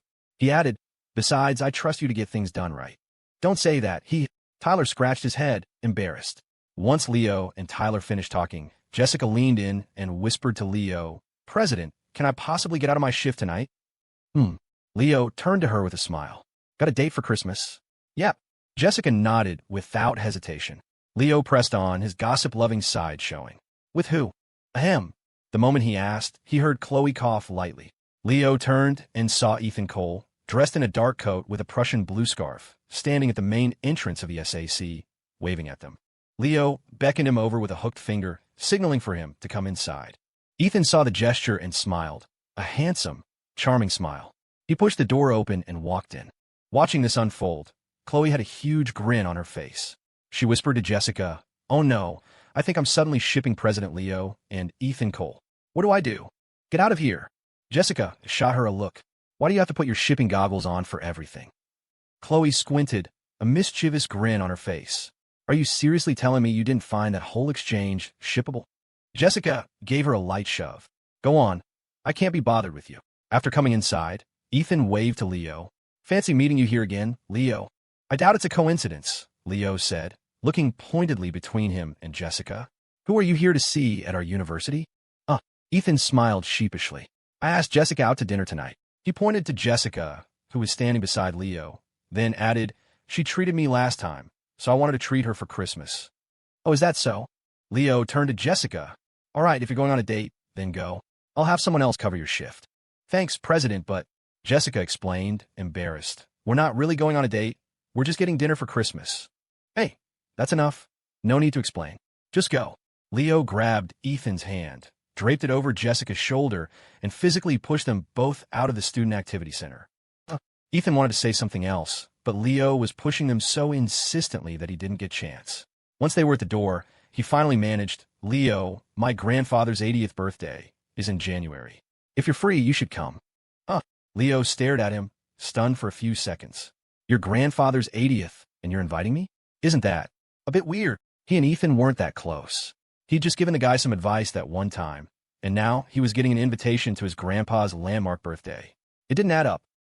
Ethan glanced at Jessica beside him, then said to Leo, can I talk to you for a second? Ethan pulled Leo aside and whispered, look, Leo, you know I used to have a thing for Serafina. Serafina and Damien are both going to be at my grandfather's party. Even though I've invited Jessica to come with me, I have a feeling it's going to be awkward if we run into them. So, I was hoping you could come too. You're friends with Damien and Serafina, and I'm friends with you. So if we all hang out together, it won't be so weird. Leo looked at Ethan, half amused, and asked, completely serious, "What? Are you guys a bunch of rusty gears that grind when they meet? And I'm supposed to be the social lubricant?" Ethan scratched his head, embarrassed. "I'm just asking. If you don't want to come, it's fine." Leo thought for a moment. "I'll think about it." After chatting with Leo, Ethan left with Jessica. Not long after they were gone, the head of the athletics department, Brock Stone, arrived. "President, you were looking for me?" Brock asked with a grin. "Yeah, let's talk inside." Leo pointed to a small meeting room. As they walked, he said, "About those events for the sports meet you mentioned last time." The two of them talked for over 20 minutes before emerging from the room. Brock said to Leo seriously, "President, don't worry. I'll make sure to handle everything you've assigned me." "Good. Go on then." After giving Brock his instructions, Leo said a few words to Chloe and then left the SAC. Chloe yawned and glanced at Tyler, who was busy tabulating some data beside her. "All right, now it's just the two of us." Chloe was supposed to be on duty yesterday, but she had gone out to dinner with Tyler, so Jessica had covered for her. And then Ethan had ended up keeping Jessica company at the SAC all night. Today it was Jessica's turn to be on duty, but now Chloe was covering for her. And, by a strange coincidence, someone was keeping Chloe company as well. Tyler smiled at Chloe. "Senior, if you're tired, you can head back to the dorm. I can handle the wrap-up when the event is over." Chloe shook her head. "No way. I'm the person in charge tonight. I can't be the first to leave. Besides, I wouldn't feel right leaving you to handle it alone." Tyler chuckled. "All right then, but if you get tired, you could take a nap here." "I'm okay, not that tired." Chloe looked at the energetic Tyler and asked curiously, "But what about you? How do you have so much energy on a late-night shift?" Do I?" Tyler scratched his head. "Maybe it's because I'm happy to be in the SGA. It gave me a lot of drive." The main reason, of course, was that he got to be on duty with Chloe. The thought of spending Christmas night with her at the SAC felt like a dream. Chloe patted him on the shoulder. "All right, since you're so full of energy, go buy me a coffee." Tyler nodded enthusiastically. "No problem. What do you want?" "My treat." "No, let me treat you," Chloe said, waving her hand. "You paid for dinner yesterday." Tyler chuckled. "It's fine, senior. We're good friends. We don't have to be so formal about it." "No, let me get this for you." Chloe Venmo'd him $50. "I want a mocha. If there's anything left after the coffee, grab a couple of pastries from the shop. Don't worry about giving me change." "Oh, okay, sure." Tyler nodded and trotted off to the campus coffee shop. Watching him go, Chloe smiled to herself. The freshman was earnest, enthusiastic, and full of life. It was actually pretty fun spending time with him. After leaving the SAC, Leo was planning to go straight back to the dorm to sleep, but just as he reached the building, he got a text from Julianne. "Julianne, calling my baby." "Leo, what's up?" "Julianne, late night snack." "Leo, sure. Where to?" "Julianne, come pick me up at the hospital first." "Leo, okay." 15 minutes later, Leo pulled up to the hospital. Julianne was already waiting at the entrance and waved as soon as she saw his car. After she got in, Leo said, "Why'd you come down by yourself?" "I was planning to go up and see your mom." Julianne buckled her seatbelt. "No need. She's sleeping now. She's recovering really well. The doctor said she can start eating soft foods tomorrow." Leo nodded. "That's good. Eating real food is definitely better than being on an 4-drip." Watching Clara Hale get better day by day, Leo felt the knot that had been tied in his heart for so long finally, in some small moment, begin to loosen. As a child, he could only watch helplessly as his own mother slipped away. Now, though he couldn't change what had already happened in the past, he had the power to change the fate of a girl who shared a similar destiny. Wasn't that a form of self-redemption? You can't change the past, but the future is yours to write. Leo felt like he was beginning to understand the meaning of the note Logan had written for him. He gazed up at the glowing red cross on the hospital roof and slowly exhaled. Julian noticed his solemn expression. "Lily, why is it that you seem more concerned about my mom's illness than I am?" "Because..." Leo paused for a few seconds before continuing. "In this world, the only person who treats you well, besides me, is your mom. I don't want you to lose her. Why are you suddenly being so sentimental?" His words brought tears to Julianne's eyes. "Does it make you happy to see me cry?" Leo reached out and gently wiped away her tears. "Silly, I'm just stating a fact. Stop being so dramatic." Julianne grabbed the collar of his shirt, tilted her head, and planted a firm kiss on his lips. After, she continued, and don't make me cry again. Deal. Leo smiled. So last night, does it still hurt? Yeah, it's not very comfortable to sit right now, Julianne admitted with a nod. I'm trying not to make any big movements in front of my mom, afraid she'll notice something. Pfft. Leo couldn't help but laugh. What's there to hide? We're in a normal relationship, and your mom knows that. It wouldn't be a big deal, even if you told her. Julianne's face turned red as she shook her head. No way. I'm too embarrassed. All right, fine, Leo said with a smile. Then I'll take you to get something good to eat, help you build your strength back up. Shouldn't you be the one who needs to build up strength? Julianne squinted, her eyes fixed on his lower back. Mr. Stamina. Leo pointed at her. All right, you dare mock me? You're finished. While everyone else was flocking to the city's commercial districts to celebrate Christmas, Leo drove Julianne toward the suburbs. Near the university town, they found a good 24/7 diner and ordered a feast of late-night snacks. Regular fare like grilled oysters and lamb chops wasn't enough for Leo.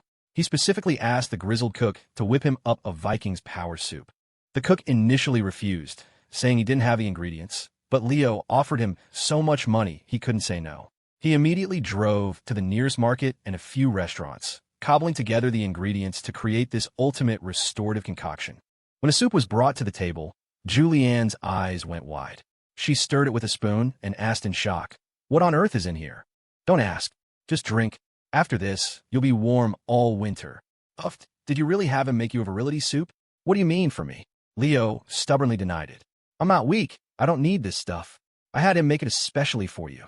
Julianne pouted, a smile playing on her lips. "Sure, Mr. Stamina.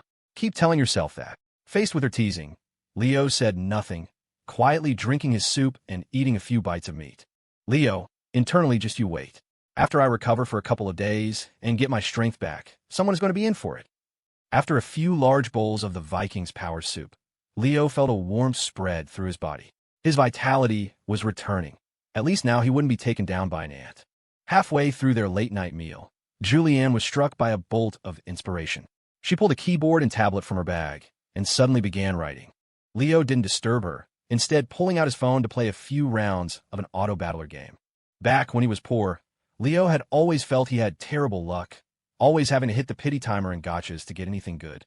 Now that he was rich and could buy in-game currency without a thought, he realized he was still unlucky. He'd spent over $1,000 tonight trying to get a few new little legends and had hit the pity timer every single time. But whatever, it was only a few $1,000. To him now, it was nothing. When Julianne finished writing, she saw Leo playing the game and leaned over curiously. "How come you're playing this game, too?" Leo looked up at her. "Why do you say too?" "Because Damien plays it," she replied.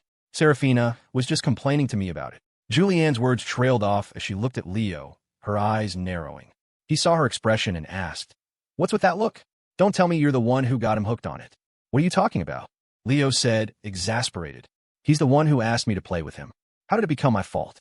Why do you always assume I'm so bad?" As he said the word, he suddenly paused. When he first arrived in this world, he had thought Julianne was the bad one and had said a bunch of inexplicable things to her. Thinking back on it now, his behavior had been so bizarre, he barely dared to recall it, cringing at the memory. "Oh, I'm sorry. I was wrong." Seeing him go quiet, Julianne thought he was angry. She quickly grabbed his arm and shook it, saying sweetly, "It's no fun to play alone. Let me play with you." "Really?" "Yep." Julianne nodded. "Hold on, let me download it on my phone." Leo glanced at the time. "Are you done writing? If so, we should probably head back to campus." "Oh." The reminder snapped Julianne back to reality. "You're right, it's almost 11. She packed her tablet and keyboard into her bag, and the two of them left the diner. In the car, Julianne downloaded the same auto-battler game Leo was playing.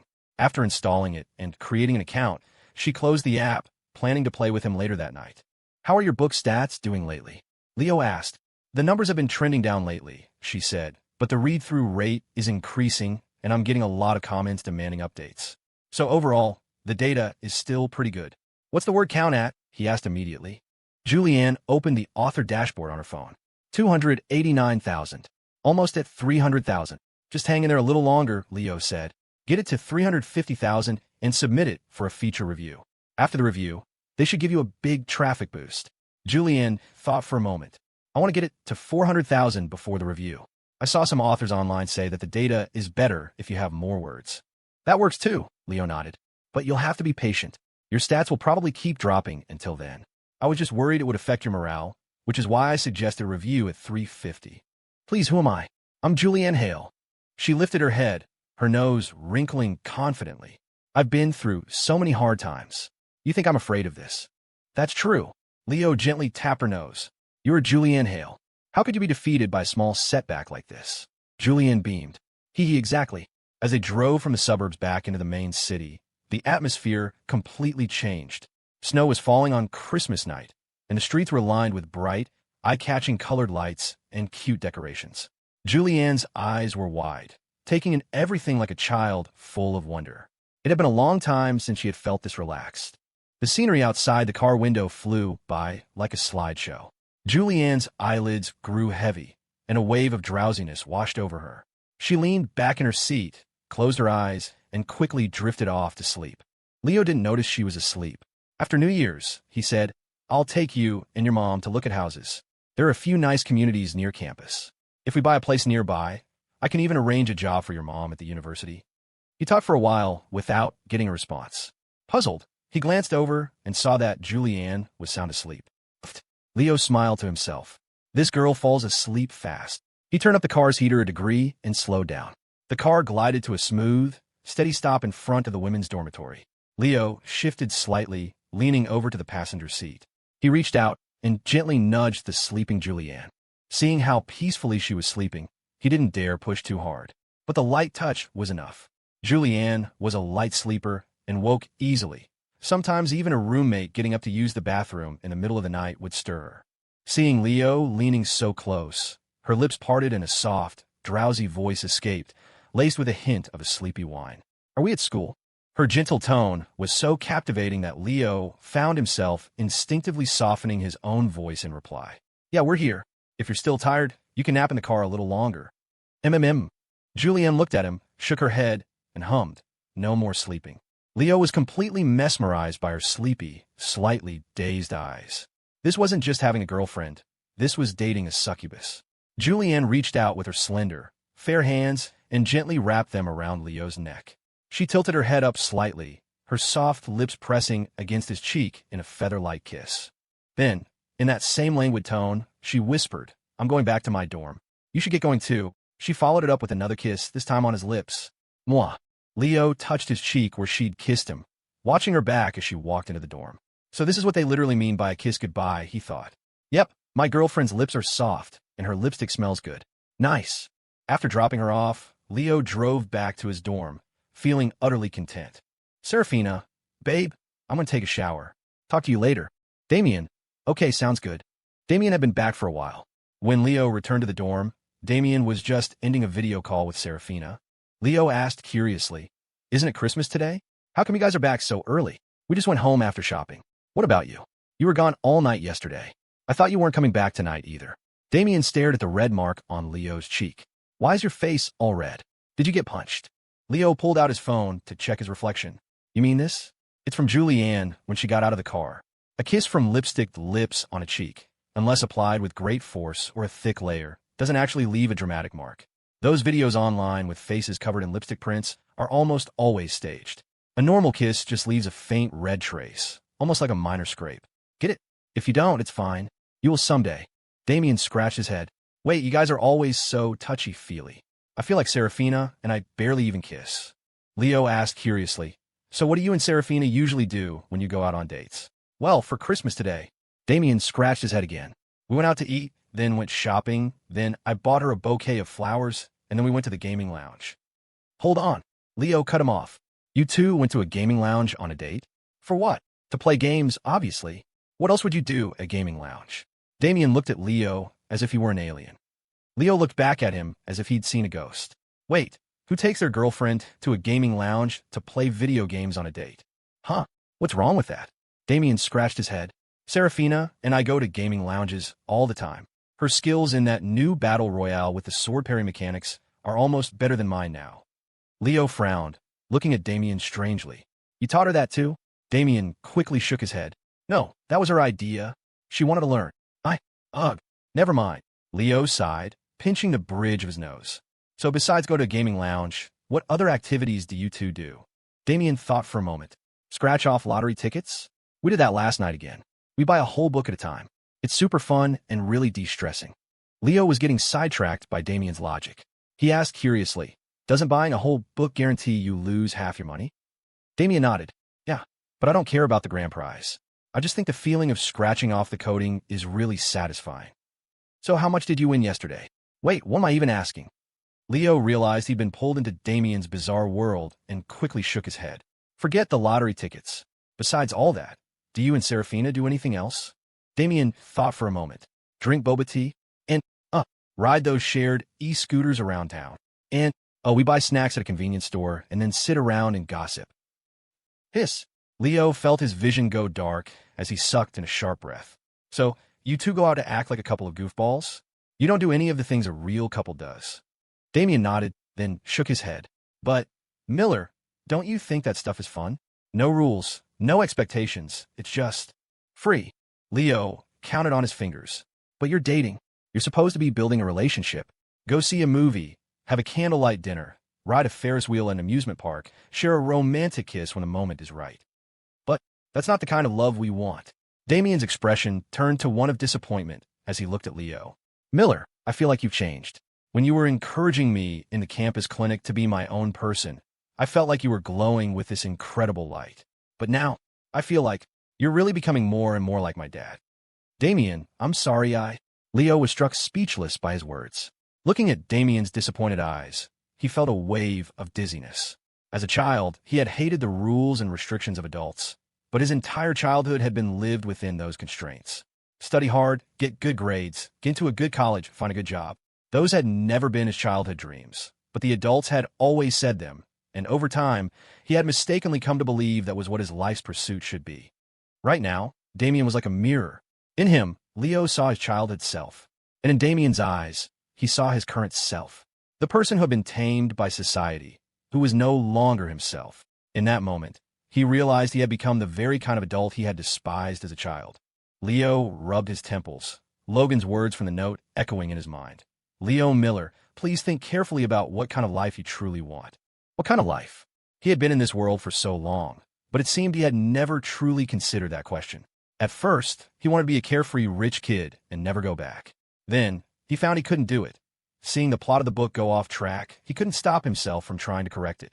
Later, after learning about Julianne's background, he wanted to help her, to change her tragic fate. But he seemed to have forgotten that everything in this book had started because of him.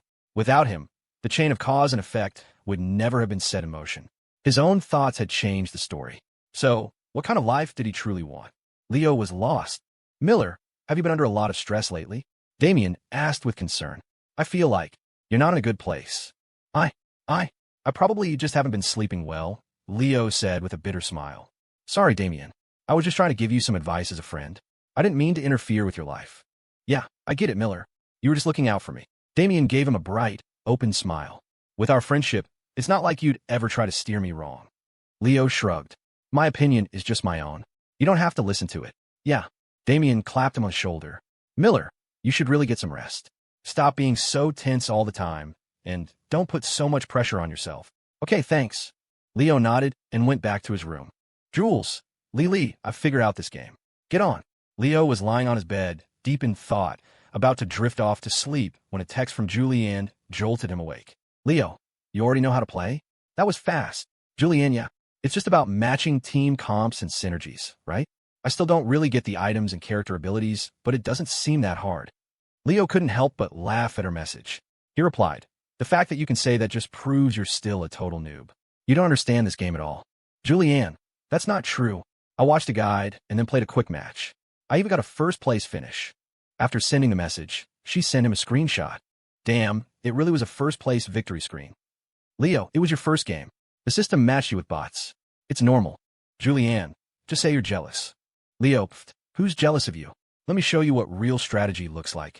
Get on. In reality, Leo hadn't been playing the game for very long either. His rank wasn't much higher than Julianne's. He had only played duos once with Damien, and the duo mode wasn't that different from solo queue. Leo logged on and played a match with Julianne. He was completely dumbfounded. All his careful strategizing was nothing compared to Julianne's insane RNG. Whatever units she wanted, she got. She hit level 8 and immediately rolled 2 1-star 6-cost units. At level 9, she managed to create a 3-star 5-cost unit. What was the point of even trying after that? It was a guaranteed first place. And it wasn't just that one game. Julianne carried Leo through 3 consecutive matches, and they won every single one. Julianne, am I amazing or what? Leo wiped the sweat from his brow and typed, "Are you hacking?" Julianne, shut up. This is pure skill. Leo, how do you get such a perfect hand every single game? Didn't you tell me you have bad luck? You lied to me about being unlucky your whole life. Julianne, so this isn't luck. This is pure skill, bro. You still have a lot to learn. Julianne, all right, it's almost 1. I'm not playing anymore. Going to bed. Leo, whoa, I didn't even notice the time. It's that late already? Okay, good night. After texting Julianne, Leo threw on a hoodie and stormed into Damien's room, yanking him up from his bed. Whoa, Miller, what are you doing? Damien was fast asleep and completely disoriented by being suddenly woken up. Leo grinned at him. I knew you weren't asleep. Wait, I was what? Already confused, Damien was now utterly baffled. Look, check out the 3 games my girlfriend and I just played. Leo ignored Damien's confused state and shoved his match history in his face. See that? This is a chosen one, blessed by the RNG gods. This is the kind of person you're playing against. How can you possibly win? Holy crap, I haven't even made it into the top 3 all day, and you're showing me this? Damien stared at the screen, completely stunned. How is your girlfriend so good? She's probably just lucky. Miller, I've never asked you for anything, right? What do you want? Let your girlfriend carry me for 1 game. I'm begging you. She's going to bed. Then let her carry me tomorrow. Damien was about to grab Leo's leg, but Leo heartlessly pushed him away. Begging me is useless. Go ask her tomorrow. Leo shoved him off. Besides, it's probably just new player luck. The platform gave her bot lobbies in a good hand. After a few more games, her luck will probably run out. Then why was my luck so bad from the very beginning? No, I have to play 1 more game. Damien grabbed his phone and opened the game. You're not going to sleep? Leo's voice was quiet, full of guilt, since he was the one who had woken him up. I'll sleep after I win 1. I'm going back to bed then. Damien's eyes were glued to his phone screen as he nodded. Just as the sky was beginning to lighten and Leo was changing into his workout clothes for a morning run, Damien finally secured a first-place victory. Having stayed up all night, he contentedly put down his phone and went to sleep. By this time, Leo was already well-rested and heading out for his run. The sports meet was just a few days away, and he'd been working on his speed so he wouldn't be laughed at by the spectators for being too slow. After 2 laps, Julianne arrived. She waited for him at the entrance to the track, and as he approached, she fell in a step behind him, running alongside him. As they ran, she said, I thought you'd be sleeping in today after playing games so late last night. No way. Since I started running, have I ever missed a day, besides weekends and holidays? One morning you tried to slack off, but I caught you. Ahem, Leo said, embarrassed. That was only 1 time, and I ended up coming anyway. Julianne asked skeptically. Only once, and I just happened to catch you? Yes, really, just that 1 time. All right. Half an hour flew by. Julianne managed to keep up for 2 or 3 laps before giving up. Leo, however, pushed through for the full 30 minutes before stopping. Normally, a half-hour run was nothing for him, but after the exertion of Christmas Eve, today's run left him exhausted. His lower back was sore, and his legs felt like jelly. Seeing his state, Julianne smirked. Someone's back seems to be a little sore. Leo laughed and shot back. Get lost. Want me to give you a back rub? No, stay away from me. I need to start my stretches. As he stretched, Leo secretly rubbed his lower back. Looks like 1 Vikings power soup wasn't enough, he thought. I'm going to need a few more of those. After their run, they went to the cafeteria for breakfast, as usual, before heading back to their dorms to change. Over breakfast, Leo told Julianne about showing Damien his game history and how it had apparently kept him up all night. Julianne burst out laughing. Why are you so mean? The guy was already asleep, and you drag him out of bed. That's not true, Leo said defensively. He wasn't asleep at all. Puffed.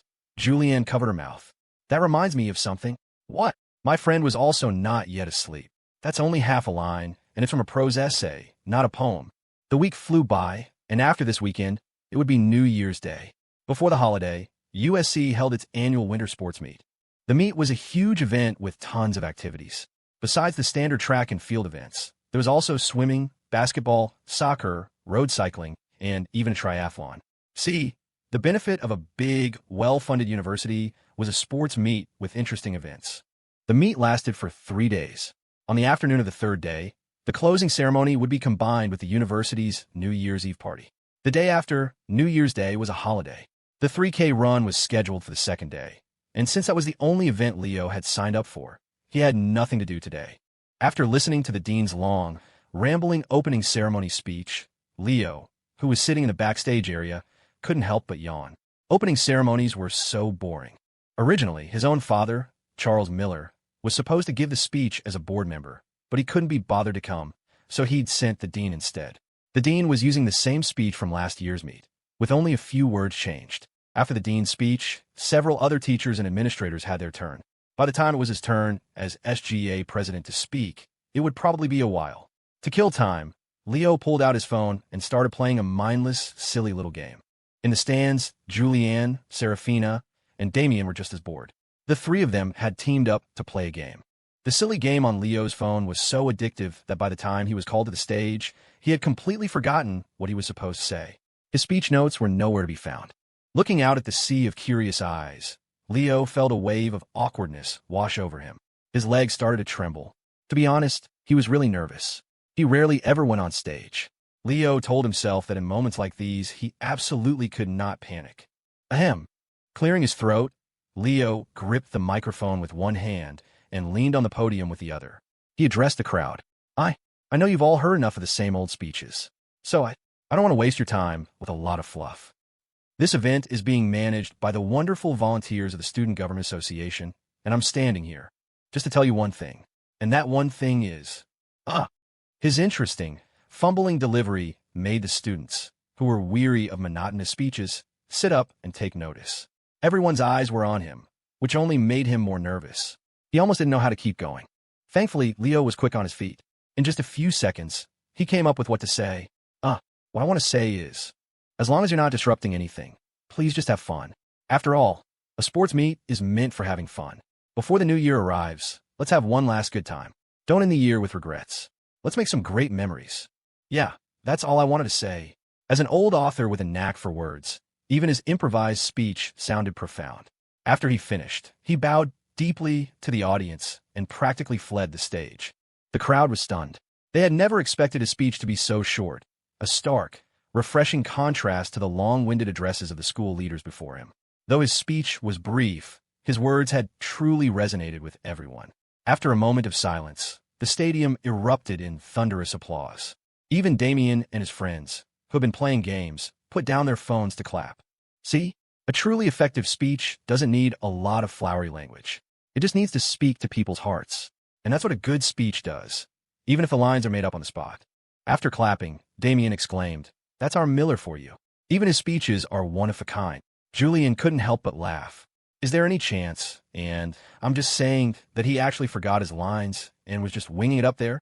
As his girlfriend, Julianne knew him pretty well. The way Leo had been acting, it was obvious he'd forgotten his speech and was just bullshitting. Leo was the last speaker. After he finished, the sports meet officially began. The soccer tournament was held on the field on the first day, while badminton and table tennis competitions took place in the indoor gymnasium. The tennis and basketball tournaments started at the same time. With so much happening at once, the four of them couldn't decide which event to watch. They ended up staying in the stands to watch the soccer match that had already begun. Serafina and Julianne didn't understand the game, so Damon gave them a quick rundown of the rules. But his explanation was a bit complicated. After he finished, Serafina was still confused, and Julianne only had a vague idea. So, Leo, who was sitting beside them, offered a simple, crude explanation. Whoever has the ball, just watch that player. Don't worry about the penalty area, goal area, corner kicks, or free kicks if you don't get it. Hey, Damon scratched his head. Miller's right. Just watch it like he said. It's okay if you don't understand the rest. Serafina asked Damon, half laughing. Then why did you just explain all those rules? Damon chuckled sheepishly. This morning's soccer match was between the SGA and a team made up of members from various other campus clubs. The SGA had their own team, while the other clubs had each contributed a player to form an opposing squad. SGA versus. The clubs was a USC tradition, and the SGA's athletics department had a dedicated team that was rebuilt with new recruits every year. Although the other team was a hodgepodge of players, they were just as strong as the SGA, as only the best players from each club were selected. At halftime, the SGA team was leading 1-0. During the break, Serafina checked the schedule. The swimming competition is in the afternoon. You guys want to go watch? Me. Damon immediately said. I'll go with you. Julianne thought for a moment. If I can finish today's chapter by lunch, I'll go. Leo glanced at her. If she goes, I'll probably go. Speaking of swimming, Leo suddenly remembered something. He turned to Julianne. Did you forget something? Julianne asked, looking puzzled. What? I seem to recall you promising me, very solemnly, that if I learned how to swim, you would go to the beach with me, and you would wear that sexy swim. MMPH. Before Leo could finish, Julianne clapped a hand over his mouth. Her face flushed red. Not so loud. Leo leaned in close to her ear and whispered. So when are you taking me to the beach? Julianne whispered back. It's winter right now. We'll have to wait until next spring, when it's warmer. Leo replied. You said it. I'm putting in my phone's reminders. This time I won't forget.